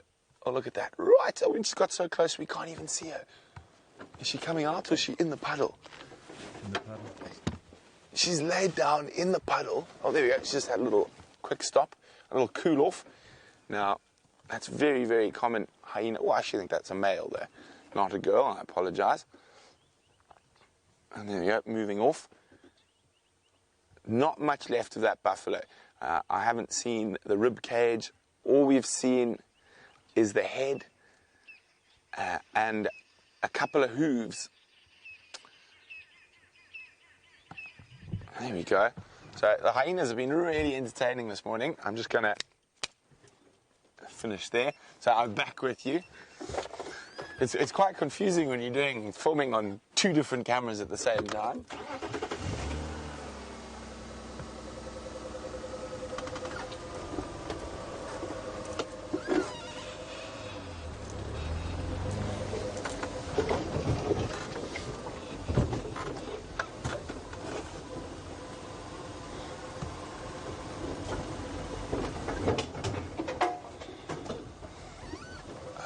I'm just going to be on the radio quickly. There's just about 10 or 11 Amnisi around that Nyari Bamba.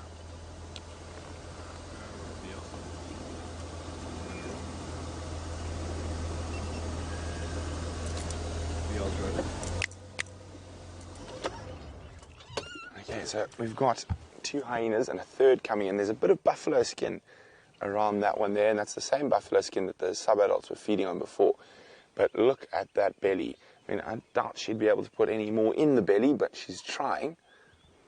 Oh, we've got another hyena off to the right. There we go. That was one of the subadults that was feeding on the carcass, on the buffalo skin when we first arrived. So there were about 10 or 11 hyenas. I can only see 1, 2, 3, 4, 5 now. So they've spread out. There's not much left in the carcass, and I think a lot of the sort of excitement and chasing about is almost over. But it's so nice to see the hyenas again. We haven't had them around for a few weeks. So, hello, little one. And you can see, actually, that it's been lying in a puddle. You can see the bottom part of its belly is quite wet there. So, it's been lying in a puddle. I love the way that hyenas will just literally sniff and search, make sure there's not even the tiniest little scrap of bone left.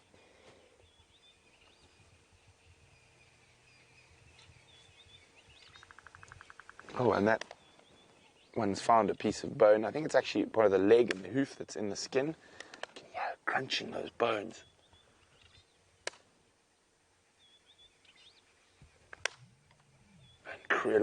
incredibly powerful jaws. About 900 pounds of pressure per square inch. So I'm just going to try and move around to get to the front of that female who's chewing on the bone.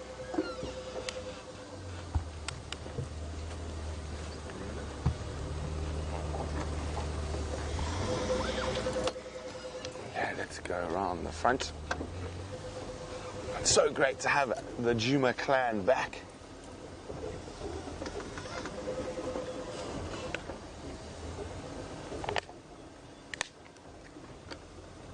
Look at that. She's getting right into the bone marrow there. Now, of course, that's really, really good. High protein. And one of a hyena's favorite things.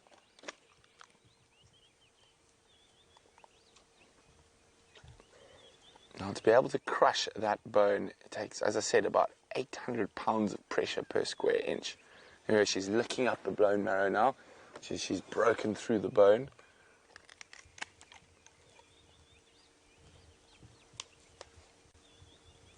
Oh, isn't this amazing?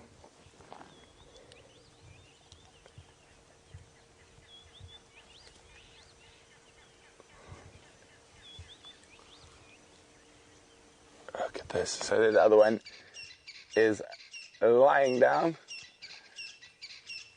Not much there. Oh, she's going to drag the skin around a bit, try to find a better position to feed off.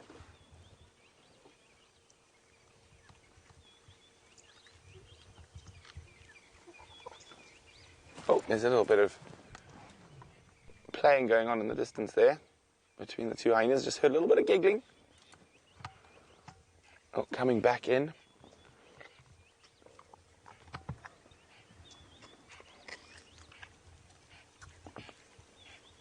I think you're going to move off.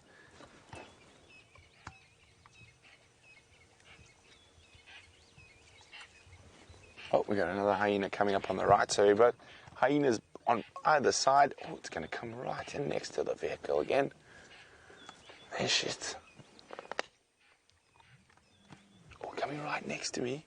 Hello, little one. It's going to come now right along the front of the vehicle, underneath the VR rig. Oh, hopefully. And then, of course, we've got vultures in the tree up to the right. So lots going on all around us. You can just hear that crushing of bone.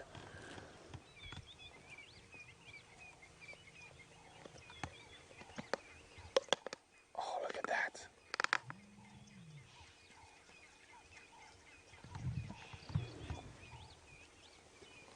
So she's getting right to the last little bit of that bone marrow. There's not much left there. Now, the reason that the hyenas we saw feeding on the skin earlier didn't manage to get through to that bone marrow is they were sub-adults. There it is, just behind her. So they probably don't have the same jaw strength of an adult female.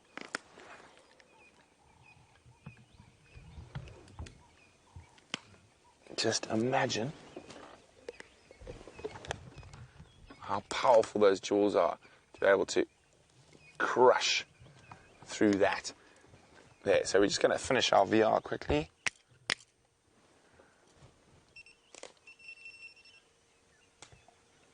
Okay.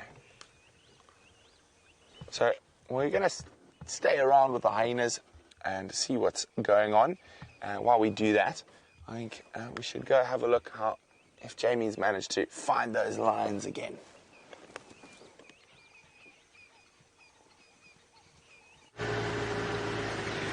Hello and welcome to Mrs. Dutoy's class.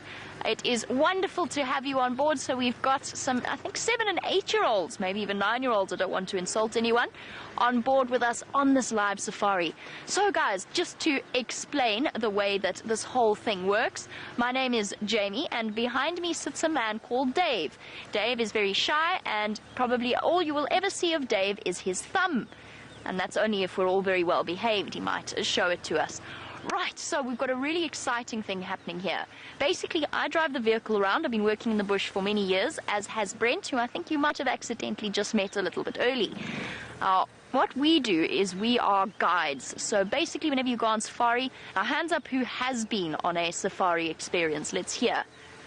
Some of you have you been to Kruger? Maybe you've even been to the Sabi Sand, which is where we are now. And I'm sure after this, your teachers will be able to show you exactly where that may be. What we do is we take people out. Instead of having guests on the back, we've got a camera. And it broadcasts up through an antenna. Don't ask me how it works, because I honestly don't know. People who are much, much smarter than me put the whole thing together.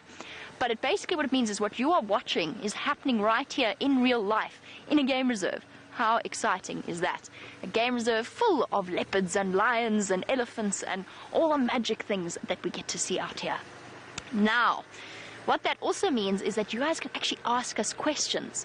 So you can send those through and we will be able to answer whatever it is you want to know about the amazing things that we see out here. We have just seen some lions, but unfortunately they've moved into a really difficult place. I'm sure all of you would like to see some lions, so please help me. We're going to try and find them again. And what we've got to do is we're going to look really, really carefully. You all know lions are really well camouflaged. They're sort of a brown color. Tawny is what we call them. They're sort of a brown color, which means they disappear really easily into the grass. And you've got to look for a flicking black tail, or maybe the ears flicking somewhere, because lions are really good at sleeping, which means they might be lying down somewhere behind every bush and tree. So as we drive along this road, we're going to be checking really, really carefully. We're also going to be speaking softly, because the lioness I just saw, as she walked away, these tiny, tiny little things walking with her. So she's got babies. And we want to be really careful. If we don't see them here, unfortunately, I'm not going to be able to follow them, because I don't want to scare the babies and make them afraid of cars. So it's really important to remember, if you ever come on a safari or a game drive, as we call them here in South Africa, if you ever come out on a game drive, whether you're driving yourself with your, no, maybe not driving yourself just yet, but whether your parents are driving in Kruger or you're going out with a guide at one of the special lodges, it's really important to remember that we are visitors in the animal's home. And what that means is that we don't drive right up close to them. We don't ever try and upset them or provoke them. This is not a zoo. Not that you would do that at a zoo either, but this is not a zoo. These animals are wild. They are, in their own way, they can be very dangerous, but only if you don't treat them properly with respect. Okay, so is everybody keeping their eyes peeled? We are traveling on a road that isn't actually really a road. It's actually a road that we made to get to a very special place, and we'll stop at the very special place so I can explain to you why it is so special.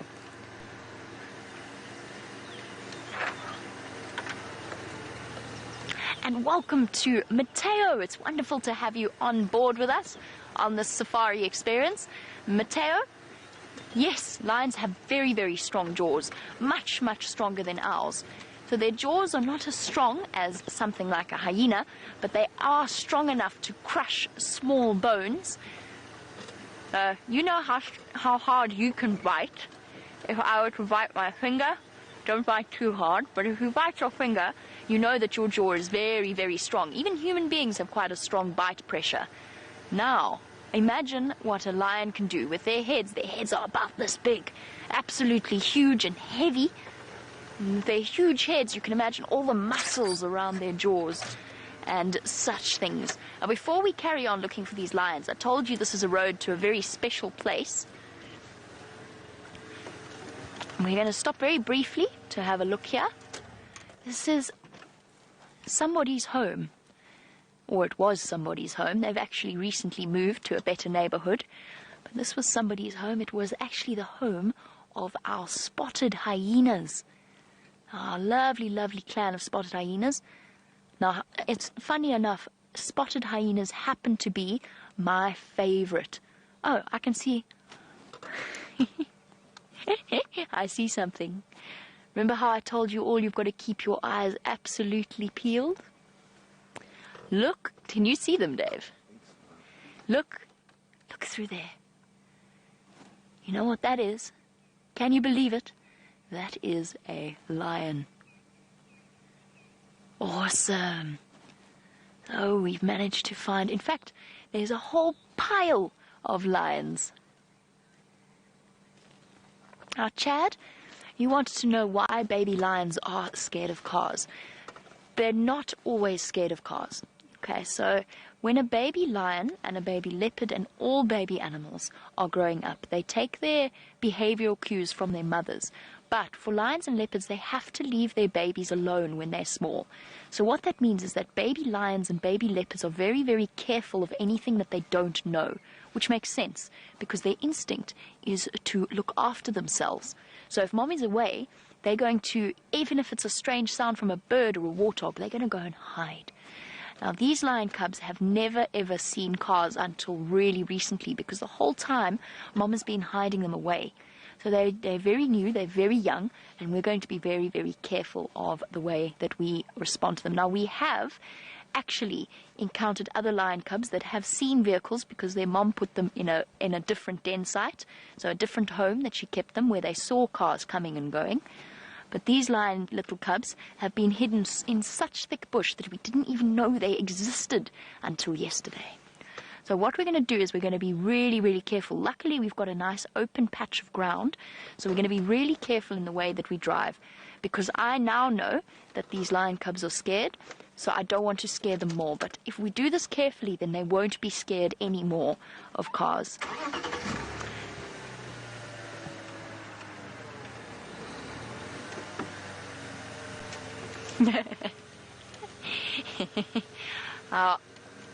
Gianluca, you wanted to know what would have happened if the lions had found us first.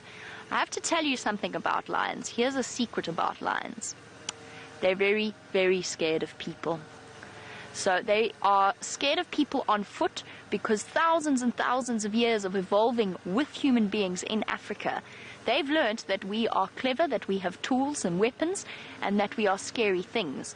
Now, the lions of the Sabi Sands, they've had a chance to learn that actually maybe we're not such scary animals. We're actually quite okay. We don't bother them, we don't scare them, which is why the adults are fine with us. When we're on foot, usually with the lion, what they do is they go brrr before you get too close. Just to warn you. That's all they do. They warn you that you're coming into their space, and then you go, okay, and you walk away, and that's it. I think we have to go around here. So you just imagine the bush going brrr, which is what happened to us today.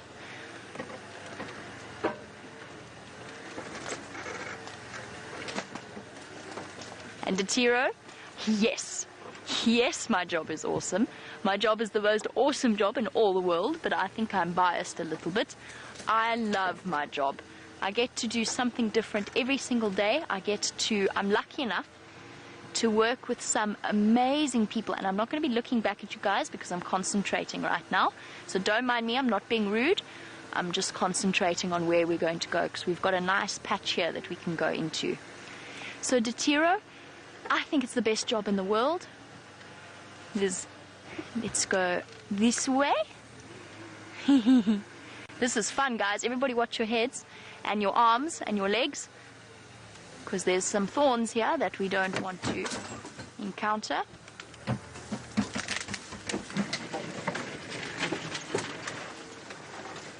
Okay, what's nice here is we've actually left the lions with lots of space so they don't get frightened. Hello, guys. I get to work with some amazing animals each and every day, and I love the animals.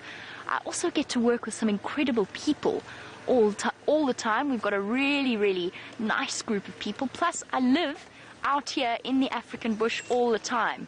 It's almost like being on holiday. Duck, everybody, watch your heads.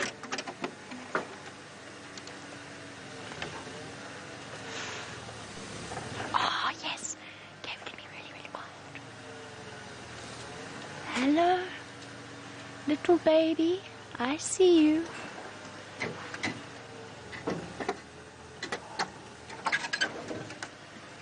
Okay, guys, I'm just going to concentrate. I want to watch what this baby's doing. All right, little one. Can you see there, Dave? Okay.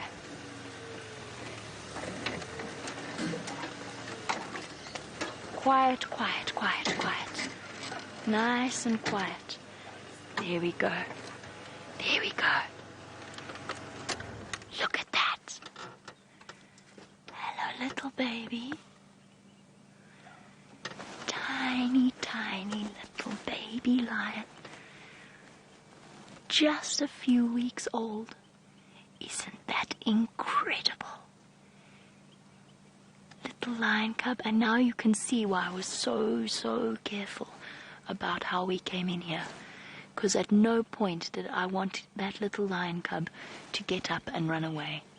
Oh, there's the other one. Just a little bit above. It's going to walk into view soon. There it is. Can you see the little movement? Hello, baby. Oh, it's all wet and muddy from the storm that we had last night. Their baby's very first experience of rain. How absolutely so cool. And this is why my job is awesome. Now, I would like to introduce you all to a family of lions called the Nkuhumas. Can you all say that with me? Nkuhuma? Now, a pride of lions is actually only made up, here's something I bet you didn't know. A pride of lions is actually only made up of females. Females and their babies. Sometimes they have young males with them, but that's because they're just in the process of growing up and learning to be adult lions. Oh, this is so wonderful. Then the male lions actually have several different prides that they move between. So there was a male here this morning. I don't know where he's gone. He's probably doing what male lions do best, which is sleeping somewhere.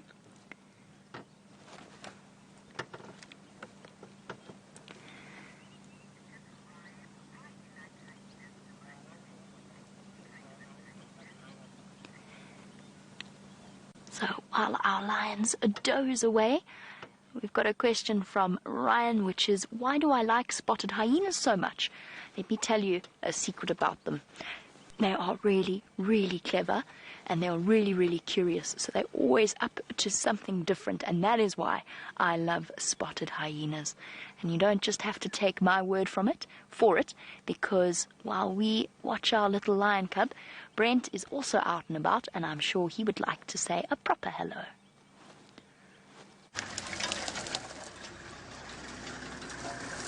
So, they're lions at the hyena den and hyenas at the lion kill. Hi, my name's Brent. Welcome, St. Benedict's. Great to have you guys on the back, and it's been a busy morning. Lions, hyenas, and the lions killed a buffalo yesterday, and the hyenas have come to finish off what the lions didn't want. Oh, and we got lots of vultures. Oh, taking off as well. Look at that. So there's not much left for the vultures. They're probably going to move off quite soon.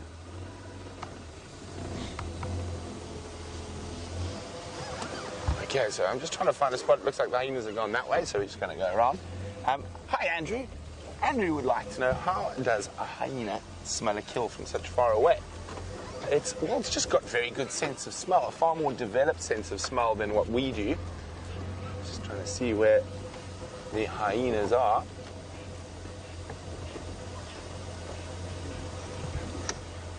Okay, then it's going to walk out onto the road. Go see if we can catch up with her. Now, hyenas are really incredible animals, and as Jamie told you, they're her favorite. Oh, that hyena's found a puddle to lie in.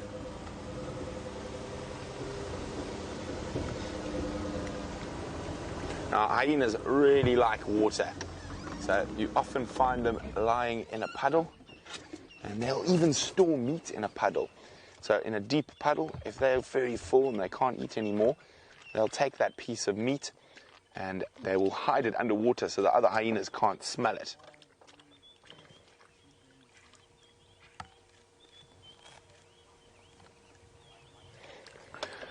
Now, Marco's wondering, why don't hyenas hunt?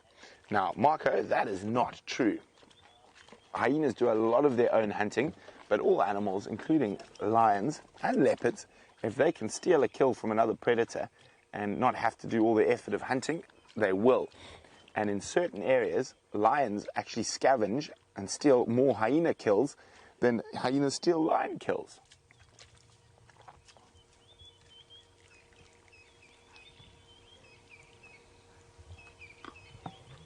So this is a big female.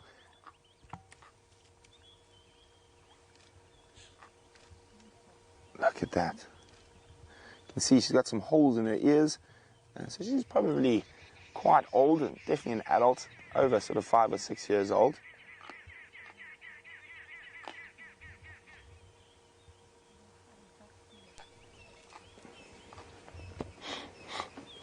Now, Alex is wondering how long I've been a game ranger for. Alex, I've been doing it since I was about 18 years old, so about 15 years.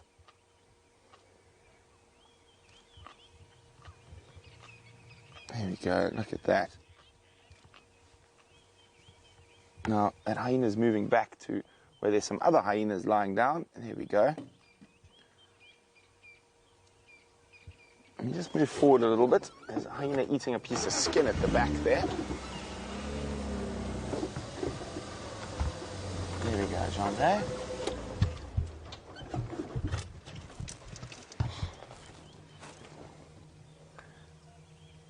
Hi, Warren. Warren's wondering, why do the hyenas eat the leftovers and the bones?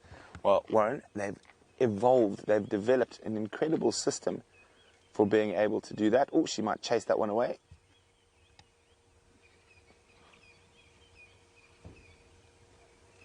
There we go. Now, hyenas are sort of the waste disposal machines of the bush. Oh, there we go. You've just got disciplined, little one. So that one with its tail up, or its tail's down now, that just got chased off that little bit of buffalo skin and a buffalo leg, is quite young, I'd say probably around a year old, and also not as dominant as that big female. So hyenas inherit their rank, their social hierarchy rank from their mothers. So if their mother's high ranking, then the baby will be high ranking and even outrank other adults.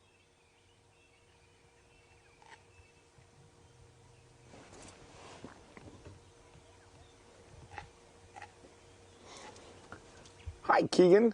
Keegan's wondering what is my most favorite animal. And Keegan, we were lucky enough to see my most favorite animal very early this morning. It's the African wild dog. I like them because they're the most exciting to follow, and they're really, really quick. And I find them incredibly interesting animals. Also, very interesting social structure. Well, it looks like the hyenas are almost done with what's left of this buffalo. There's a little one still chewing on a bit of skin.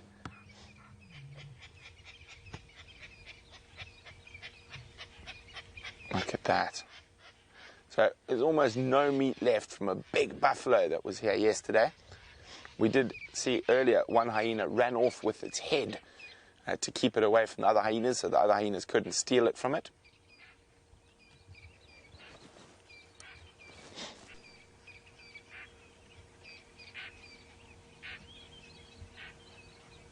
Look at that. So they're very, very cautious because all the vultures around might attract a male lion, and that is the biggest threat to a hyena. They're not too scared of lionesses, but a male lion is something that they're very, very scared of.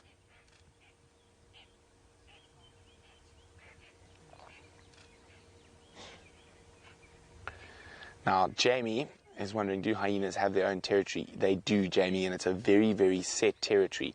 So it's a very distinct sort of invisible line, and they scent mark on it, and that keeps the other hyenas out. Now, if hyenas happen to find a hyena from another clan, so that's what a group of hyenas is called, a clan, in their area, they will attack and sometimes even kill the other hyena. It's very, very serious business if you come into another hyena's territory, if being a hyena, of course.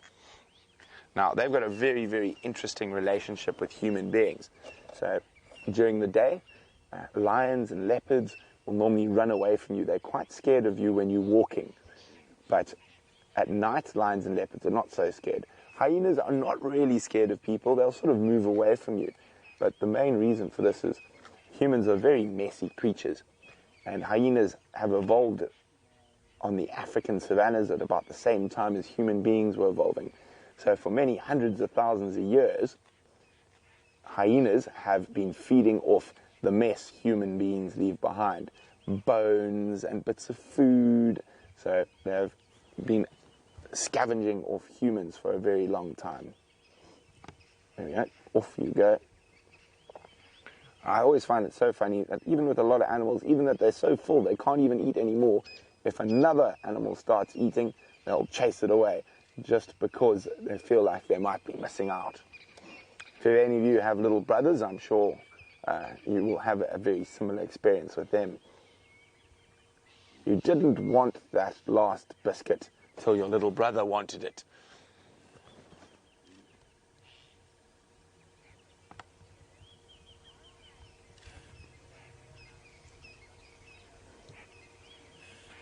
So, Dylan, I was just saying that hyenas are still scared of female lions, but they're not nearly as scared as they are of a male lion.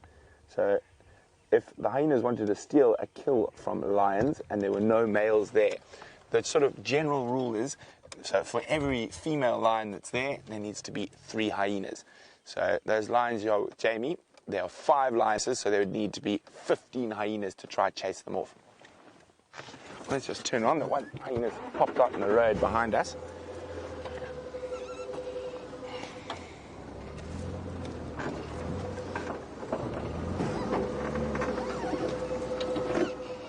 It might go for a swim in a puddle in the road.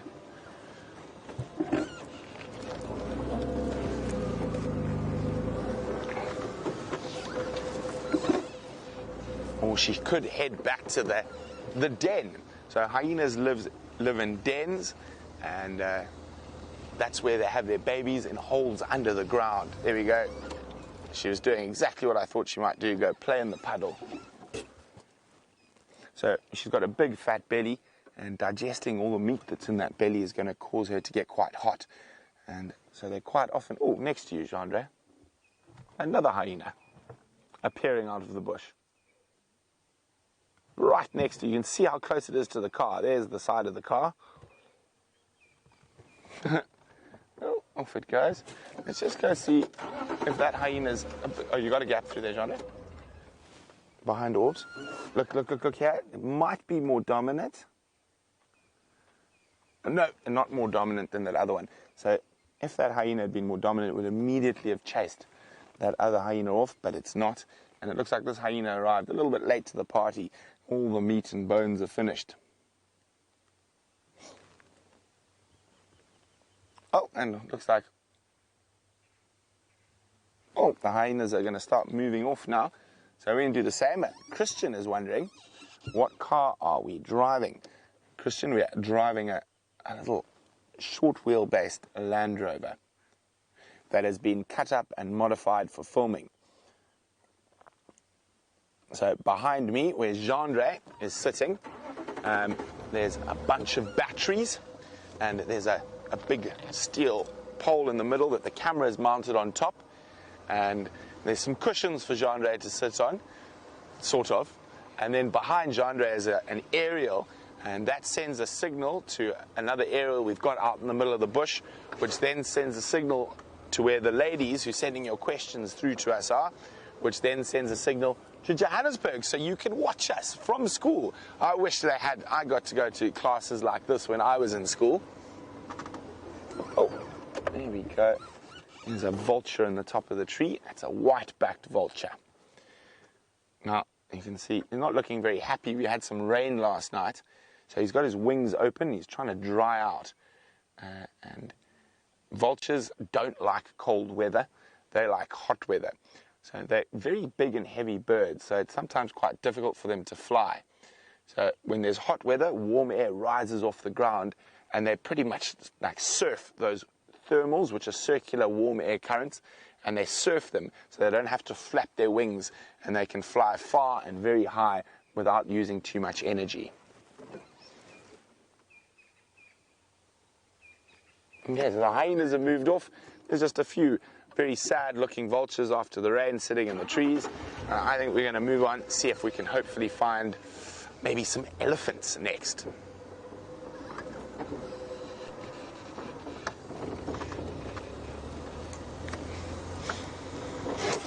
Hi, Cristiano. Cristiano would like to know, why do hyenas like water so much?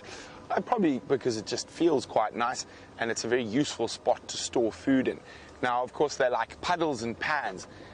Like most animals out in the bush, they're instinctively scared of sort of big bodies of water, so sort of dams and rivers, because there could always be a crocodile there. But little puddles like that, I think it helps them cool down, and also a good place to hide a snack.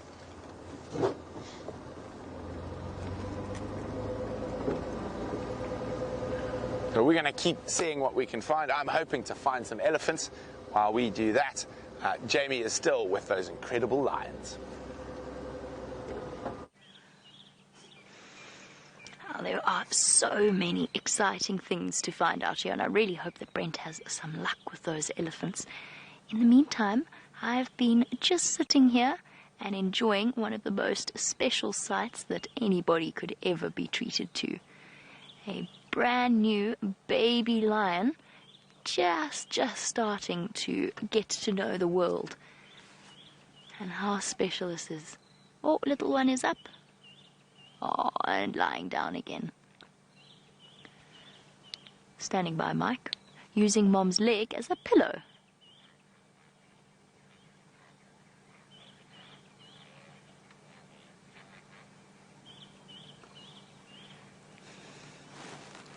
Sorry guys, I'm talking on a radio, and the reason that I'm doing that is just because there is somebody else who would like to come to the sighting, and I just need to tell him where to go, and then I promise you I'm going to answer your questions in 1 second.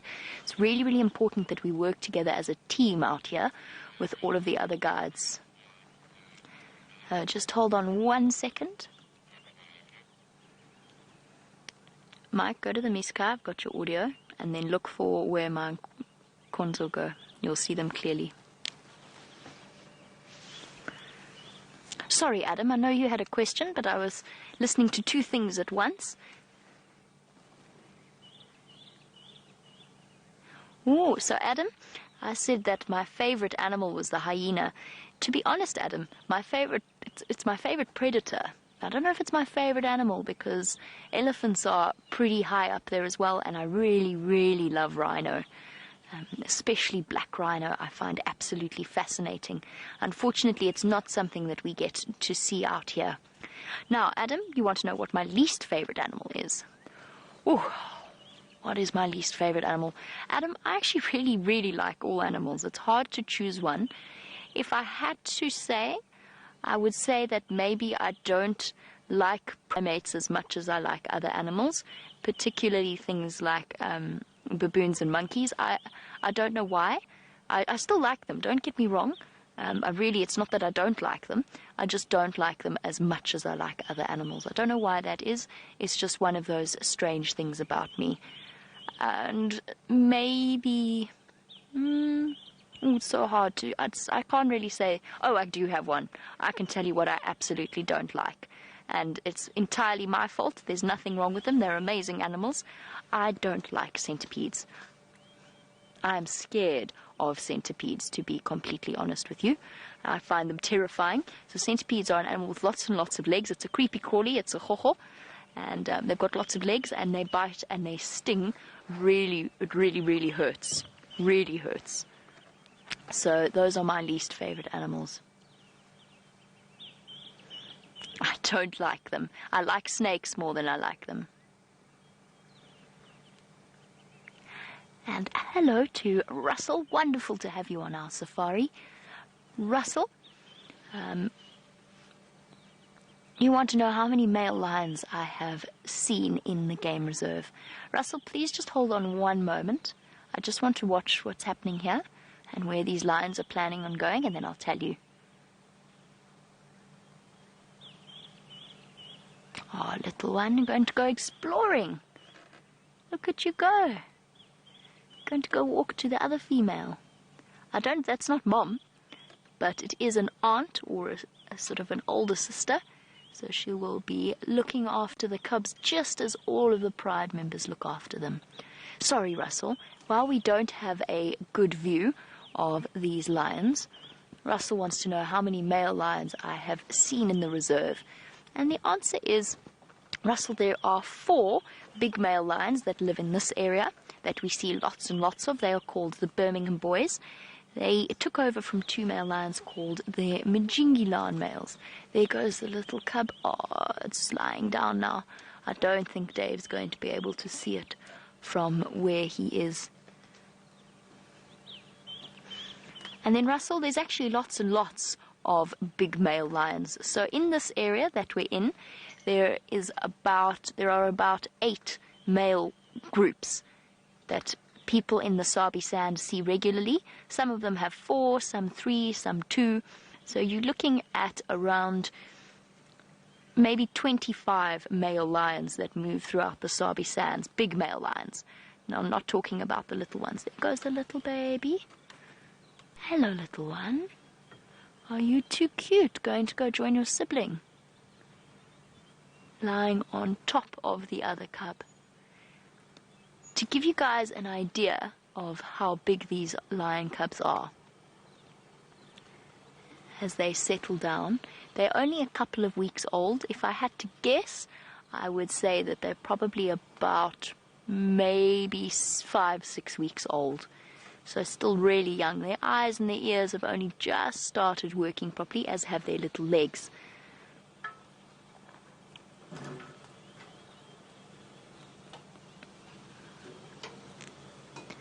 And hello to Daniel Duplessis.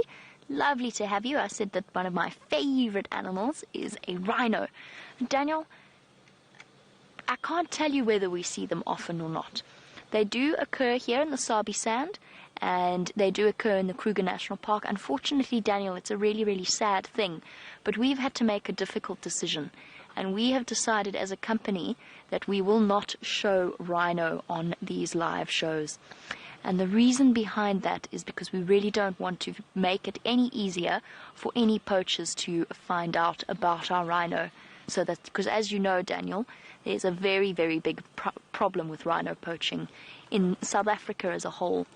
We've been lucky. We're lucky where we work. The rhino here are some of the best protected in the whole of South Africa, but we don't show them. So yes, we do see them, but we don't put them on camera.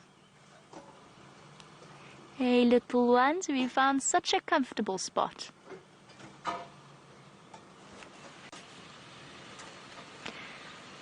Oh, James, it's lovely to have you. James would like to know why lions stay away from giraffe. That's a very good question, James, because sometimes lions do stay away from giraffe. And I'll tell you why. Because giraffe are really, really big animals, and they have very, very strong kicks. So a giraffe can injure a lion really badly. That being said, James, that doesn't mean that a lion won't hunt a giraffe. So a lion might hunt a giraffe, especially if there are some males involved. So they don't necessarily stay away from them. A female with cubs like this would probably stay away because she doesn't want to risk the cubs getting injured. And a lioness on her own definitely wouldn't try and hunt a giraffe. But a big group of lions, a big pride of lions, has a nice big group, and they will try and hunt them. Guys, just bear with me one moment. I just need to help out in this sighting. I don't want us both to have our engines on, so I can't be positioned, but there is somebody behind me that would like to see the lions. So just bear with me one moment. Just switch off and I'll move for you. Sorry, thank you. I'll shift to him. I can't see them really either from here. Cool, thank you. Okay. Can you, Herbert, can you see the the cubs? They're still lying? Yeah, they're still there. Okay. Move slightly forward. We're just playing a game of Rush Hour in the bush. For those of you who have ever played. Now we need to make... Okay guys, we're going to, while I play a game of move the vehicle around and where are the lions, I'm going to send you back over to Brent. Let's find out how he's doing.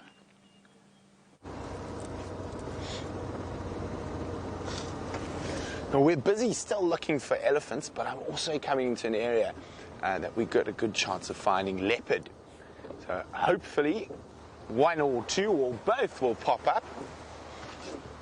Now, after the rain, it's quite difficult to see the footprints of the big cats. Hi, Arav. Arav would like to know, how does a leopard jump? Very similar to what your domestic cat does. It's basically a much bigger version of a domestic cat. Okay, so I'm looking for tracks, but they use their muscles, and they just basically call their muscles and then spring. So very similar to how you jump, except they're much better at it than we are.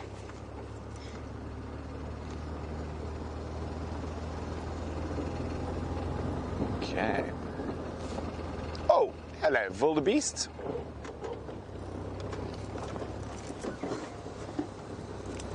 And there's a male wildebeest. So it's not uncommon to find male wildebeest by themselves. So they defend a territory, and the girls move between the different males' territories. Now I can tell this is a male. It's got bigger horns than the female. He's also bigger in body size. Okay, he's chewing his breakfast.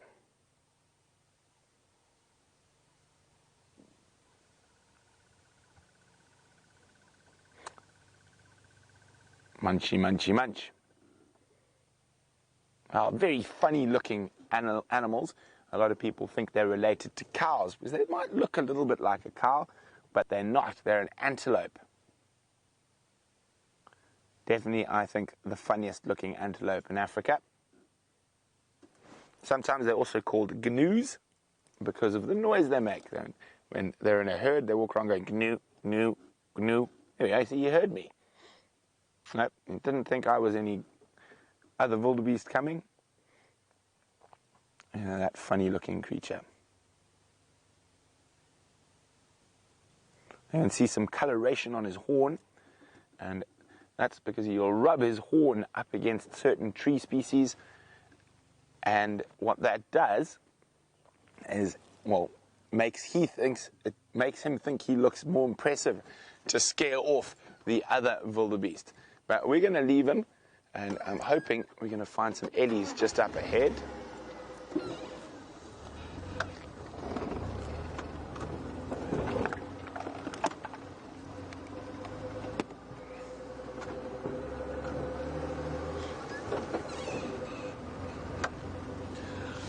Hi, Jordan. Jordan would like to know how you tell the difference between a male and female giraffe. Well, Jordan, the easiest way is when you look at their horns, and the male giraffe has a bald head, so he's got no hair on top of his horns, and a female giraffe has hair on the top of her horns. Now, the male giraffe, when you see them next to the females, are much, much bigger. That's another way to tell, but if you can't see them too clearly, look for their heads. So, like people, the boys go bald, and the girls keep all their hair.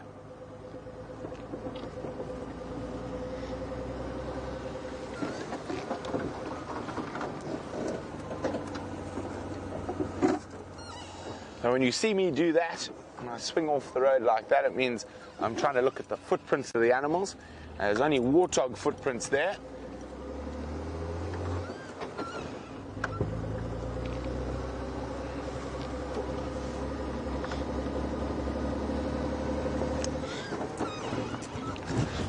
Hi, Luca. Luca's wondering how often we see lions.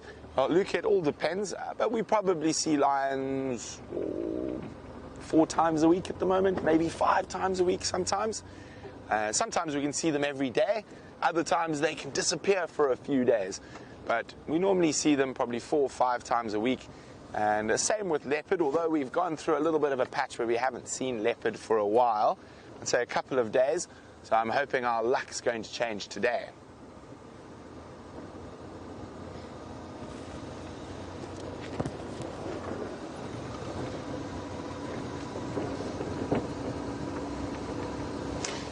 Well, hello, Daniel Padone. Daniel would like to know how long lions live for. So in the wild, Daniel, males normally live to about 12 to 14 years, depending on the circumstance. and the females can live up to about 16 years. Now that's in the wild. But a 14-year-old male lion is a very old male lion. They don't normally get that old. But in captivity, so where they don't have to hunt and fight, lions can live to up to 25 years. Okay, so we're about to come out into a big open area called Impala Plains. So I wonder what's out on the plains. There is one tiny little antelope out on the plains. Oh, let's see if we can get a view of it.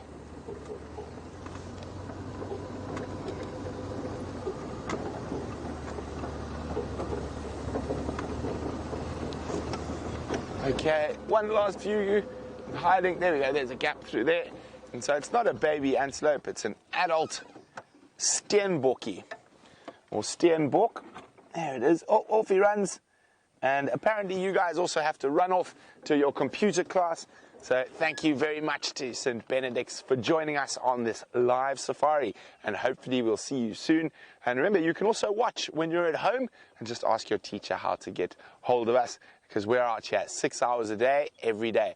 But enjoy the rest of your school day. I'm going to continue looking for lions. Oh, not lions, we found those already. I'm going to look for leopards and elephants. So off we go. Bye.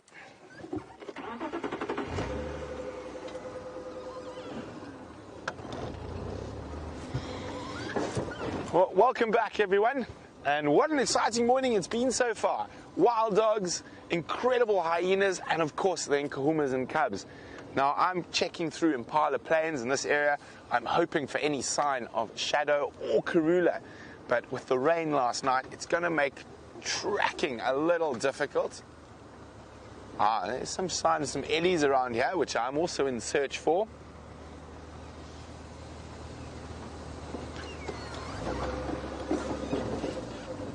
Okay, and every time we seem to try to do the bird challenge, the mammals... Oh no, there we go. It's disappearing. Have you got one? Jean-Andre's found one. There we go. Magpie shrike. Oh, and off it goes. But now, as it's getting a little bit warmer, a lot of those birds are really waking up. You can hear a lot of bird sound around.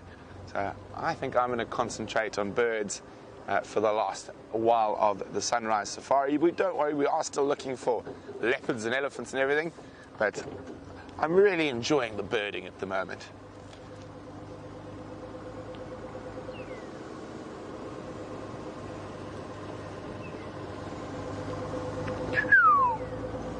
Magpie shrikes calling.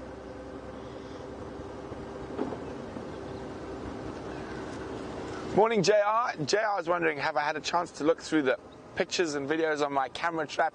I haven't as of yet, JR, but I will do that today. So I will share if we have found anything exciting on that camera trap. I think I'm going to put it out in a different area tonight. And I've got a much better system now. So I've found a spare card, so we're not going to take the trap down. We're going to leave the trap out and just swap out the SD cards.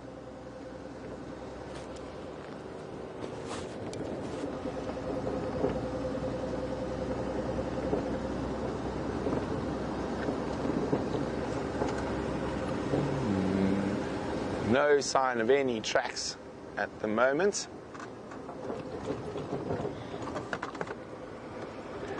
While we continue to check the western sector of Djuma Private Game Reserve, let's go see what Jamie's up to.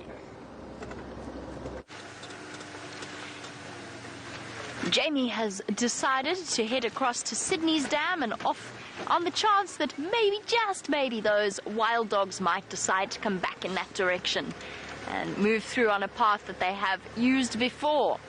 Obviously, as you can tell, because I'm not with any lions anymore, I have left the lions. I've also made it, because of where they are and the situation that they're in, I've made it one vehicle can go in there at a time, partly for the cubs and partly just because if you try and fit a second vehicle in, nobody's going to have a view at all. So that's why we've done what we've done. We've moved out, we've let Mike sit in the sighting and enjoy his time with those little cubs. And we have exciting prospects for this afternoon because I think those lions are still going to be in that area. They've got big full bellies. Look, it's cold, so they might be moving around and about, but I don't think so. And I also suspect, just on a little different topic of conversation, I think that area is very familiar to those little cubs because I think that's where she's been hiding them the whole time. Oh, whoopsie daisy, somebody wants to come past. Pull over. Cheers. I covered his car. It's the car I always dreamed of having when I was a child. But I'm not allowed any product placement. No sneaky advertising, so I won't tell you what it was. But it's the dream I always wanted when I was a kid, or the car I always wanted when I was a child. I had this dream. I was always going to have, without going into brands and models and such things, I was always going to have what we in South Africa call a bakkie. And the bakkie was going to be khaki colored, and the bakkie was going to be battered and dented from years of adventures and hard use.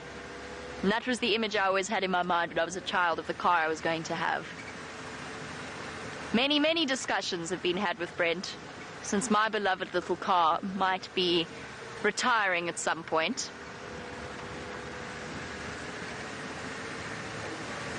But that was the dream. When my little brother, of course, is the polar opposite of myself. Sorry, let's go back a bit. Herbert's telling me he's seen some tracks. What we got, Herbie?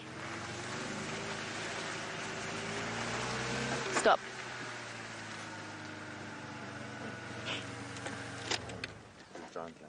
Oh, there's a giant lion snail. How awesome.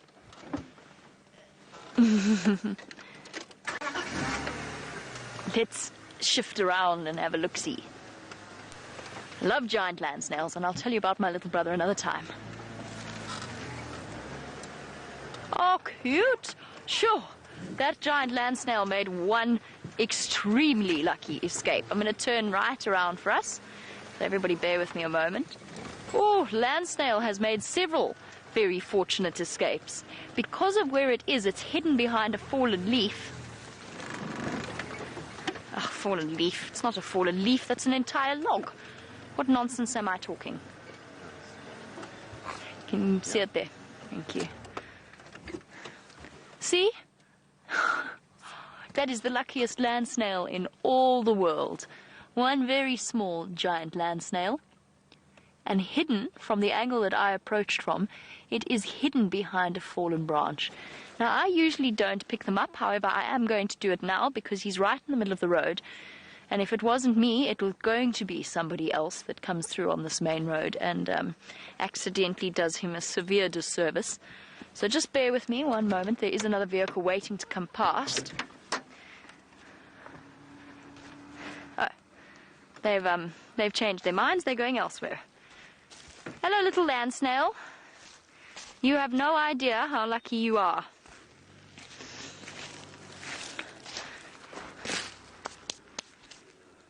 So I don't usually do this. I usually leave them alone.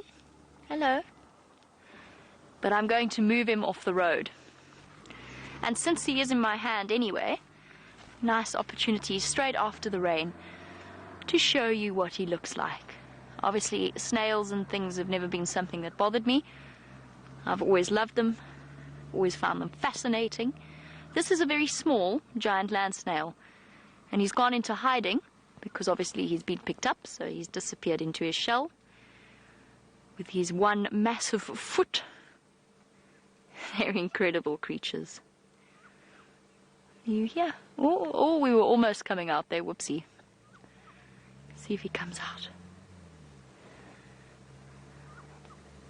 Coming out? I can't see him, Dave. Is he coming out? Is he playing shy? Yep. Aww. It's okay, buddy. I see your eye. I see your eye popping out. You sort of see if I tilt it like that, he's starting to poke his... There you go. There we go. Come on, little one. We're not that scary. Dave's not that scary. He's a bit scary, but not that scary. How cool is that? Am I holding that still enough for you, Dave? My early morning coffee shakes. Can you just tilt your hand the other way? Yes, there we go. Here we go. And giving us a really awesome view into the world of the snail as he gently leaves a slime trail across the palm of my hand. Oh, getting so brave. So giant land snail shells, giant land snails, the actual animal, we often see their shells. He's come out of what's sort of called estivation. It's a bit weird in these snails. They hide themselves in a nice safe spot, and they form sort of a hard casing, a mucousy casing that solidifies over the entrance to their shell. And that is where they spend their winters. But after a storm like this, they have come out in the moisture. As you can imagine, we don't see many of them all that often. And finding a mate out here is a bit of a tricky experience. So what they do very cleverly is they have both male and female reproductive parts in order to make the most of each encounter with another land snail. So they essentially fertilize each other, and then each will go off. He's about to run out of road. Things are going to get very difficult for our snail here. Okay, shall we go put him back before he goes tumbling from my fingers? Cool. Now, buddy, rescued from the jaws of almost certain death there on the road. Let's go put you somewhere else. Okay, now go this way, right? Listen, you listening? You listening? Go north. Not south, you go north. Yes, okay. We've reached an understanding. See? See where the sun is? Go that way. Alright, it was lovely to meet you. Bye-bye. Have fun.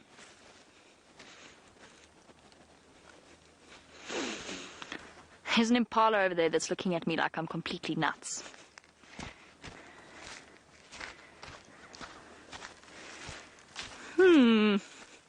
Gloopy.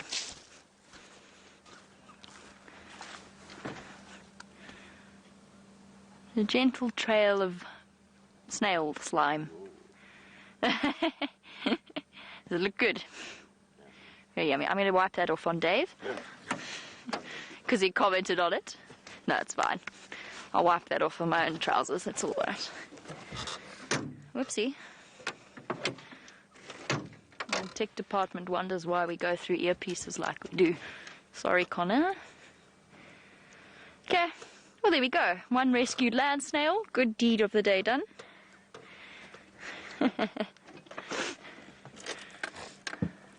Oh, wonderful news. I've got a really special surprise for you. Actually, Brent's got a very special surprise for you. A much beloved character. Go and have a look.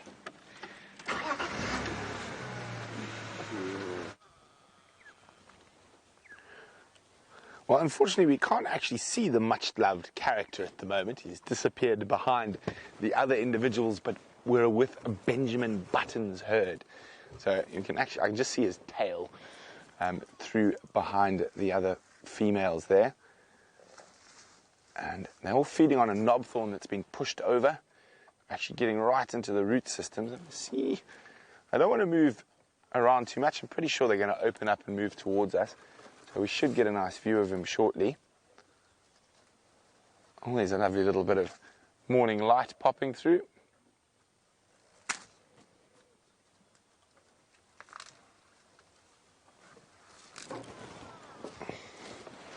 FM taxi. Look at that. Really, really enjoying.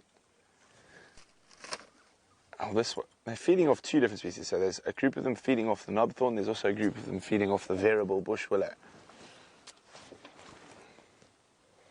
So a little one taking advantage of what mom's already broken and ripped.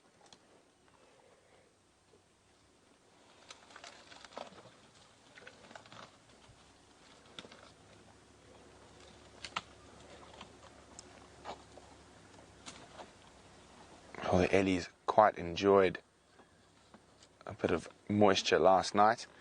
It should help them with their feeding. It could create a bit of a flush with certain plant species. Oh.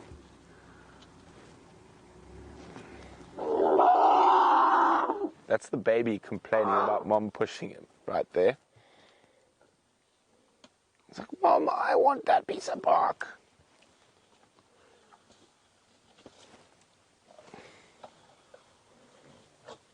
That was a proper little whinge there from that little Ellie.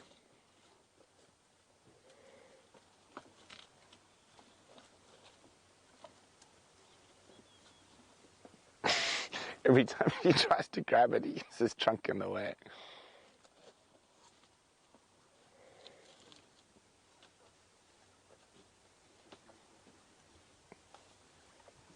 Oh, isn't that sweet?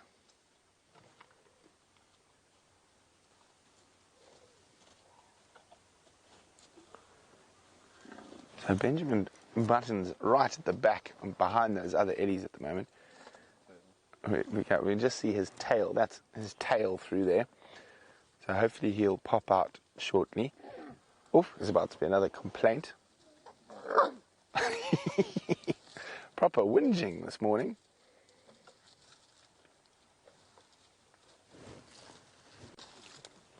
Oh, I can see that Benjamin's mother's that one there. That's her bottom there. Oh, is he going to be revealed when these others move out of the way? And the whinging, oh, there we go. Give you a bit of an argument. Get out of my way, you. It's a quick tusk to the behind. So there's the whingy elephant has won the whinging battle and got mom's. Oh, there's Benjamin, and he's gone. Nice try, though. So, as I said, the whinging elephant won mom's piece of hard-fought bark and looks to be thoroughly enjoying it. Here comes trouble. There we go.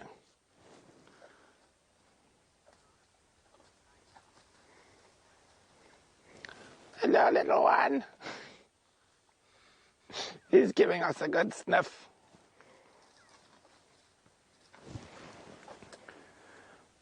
Now, Aqua is wondering, apart from little Benjamin Button, does this elephant herd and if any easily identifiable individuals?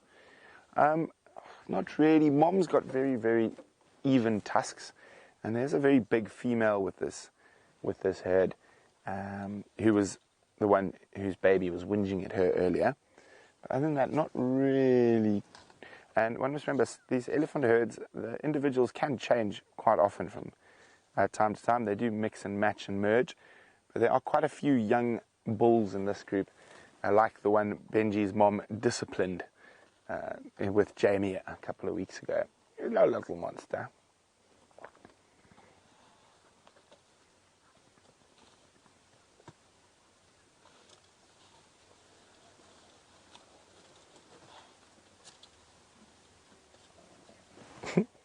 Look at his leg. Oh, there we go. Hi, Justin. Justin would like to know, would little Benji lose his wrinkles as he ages? It is a possibility. I think that's what happened to the wrinkly-bottomed elephant. As he got older, we weren't able to see those wrinkles as clearly. And see, this is one of these little boys I was talking about that caused quite a bit of havoc amongst the herd. Too young to be set off on their own yet, but still starting to become a problem. He's probably about 14, 15 years old. So the testosterone is flowing there. And they can be a little bit rambunctious and need some stern disciplining from the females in the herd. And now, there are some more elephants actually behind us, but they've moved off. So I said that sometimes these herds, they're not very set. They can be quite fluid. You can have different individuals that join for different times. You can have related family groups together when you see really massive herds of elephants. I think the first time we saw Benjamin Button, he was in one of those massive groupings. That must have been 60 Ellies. At the moment, we've only got 1, 2, 3, 4, 5, 6, 7, 8, 9, 11 or 12.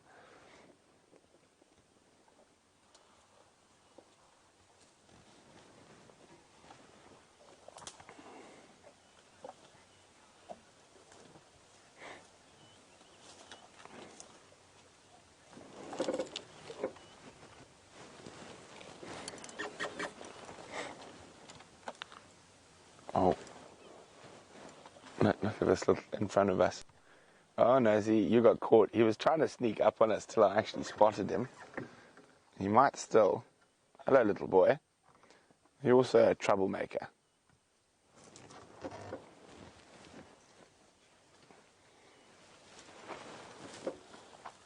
Oh, there goes Benji. He's got an itchy eye at the moment, giving it a scratch.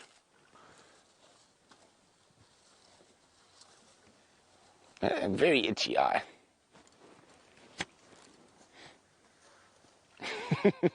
Still hasn't quite mastered the use of the trunk yet.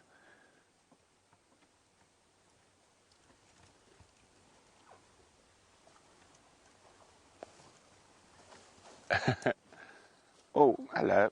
This is the big adult female. Now, she's about 6 foot from me at the moment. Just walking on past. I think they're going to start possibly moving towards a waterhole now. Even though there are puddles around, you probably find not enough really to quench a big group's thirst.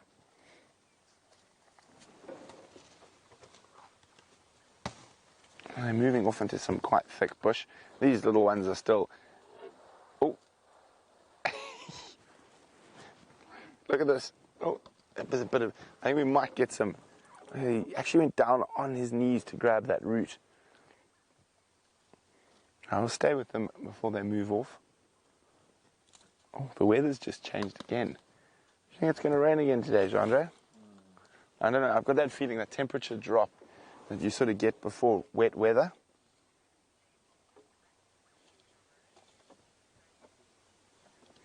Oh, so Jamie's got some fluffy creatures to show you, all standing in a row. We do indeed have some fluffy creatures, because it simply wouldn't be a Jamie game drive right now if Jamie didn't see some waterbuck to complete the morning. They were posing so perfectly for us when we first came around this corner. We had sort of 3 in a row in height order, and then 2 off to the side, all these enormous ears standing watching us with serious expressions upon their faces. I love waterbuck. I really do. The more I sit and watch them, the more time I spend with them, the more entertaining they become.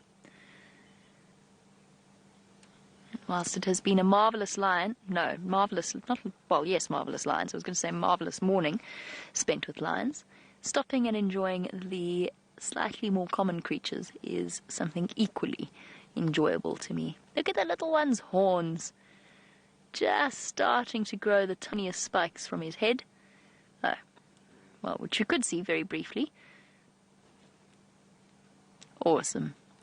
We'll go forward a little bit since they are moving off. Gone to check Sydney's dam. No sign of the wild dogs popping out. Doesn't mean they didn't. They might just have done it behind where we can see. But you never know. They might be around on this cool morning. They might even come back to Djuma for the sunset safari. And certainly I think those lions are going to still be around, where we will be able to go and pay them a visit at the start of the sunset safari. Lots to look forward to this afternoon. Little one, you are so cute. Oh, what happened there? You've got some very strange fur patches. That's very peculiar. Slightly balding patch on the top of his neck.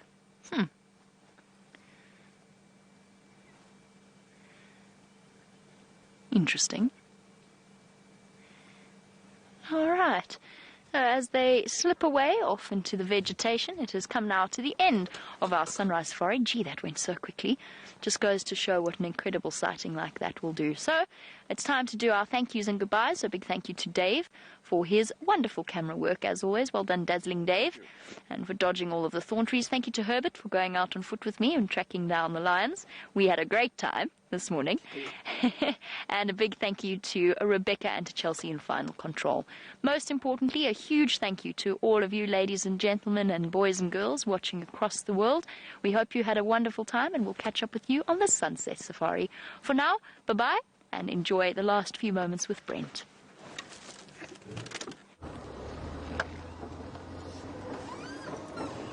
So those ellies have moved off into some thick bush, so we're going to keep meandering on for the last few minutes, see what we can find. It has been a bit scarce on the leopard front, but we have been spoilt on the lion front recently, and also wild dogs this morning. My favorite little puppies. Hopefully they pop in on the sunset safari for another visit. And it seems every time we try to do the 50 bird in a drive challenge, we get sidetracked by many mammals. So maybe we should do a mammal challenge, and then there'll be no mammals and all the birds will be out.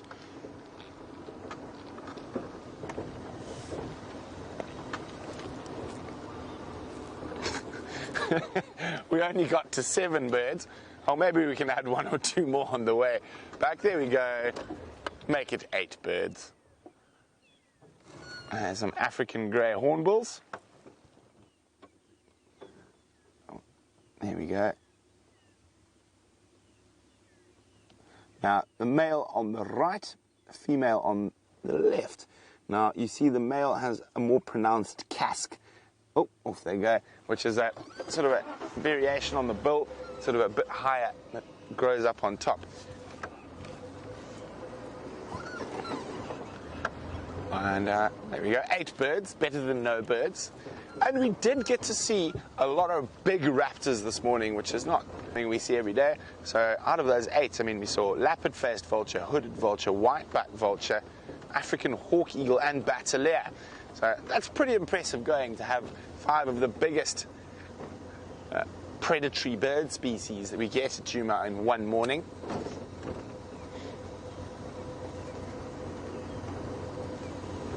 It's going to be interesting to see. We might get a little bout of wildflowers in a day or two, which I'm always excited about. I love flowers.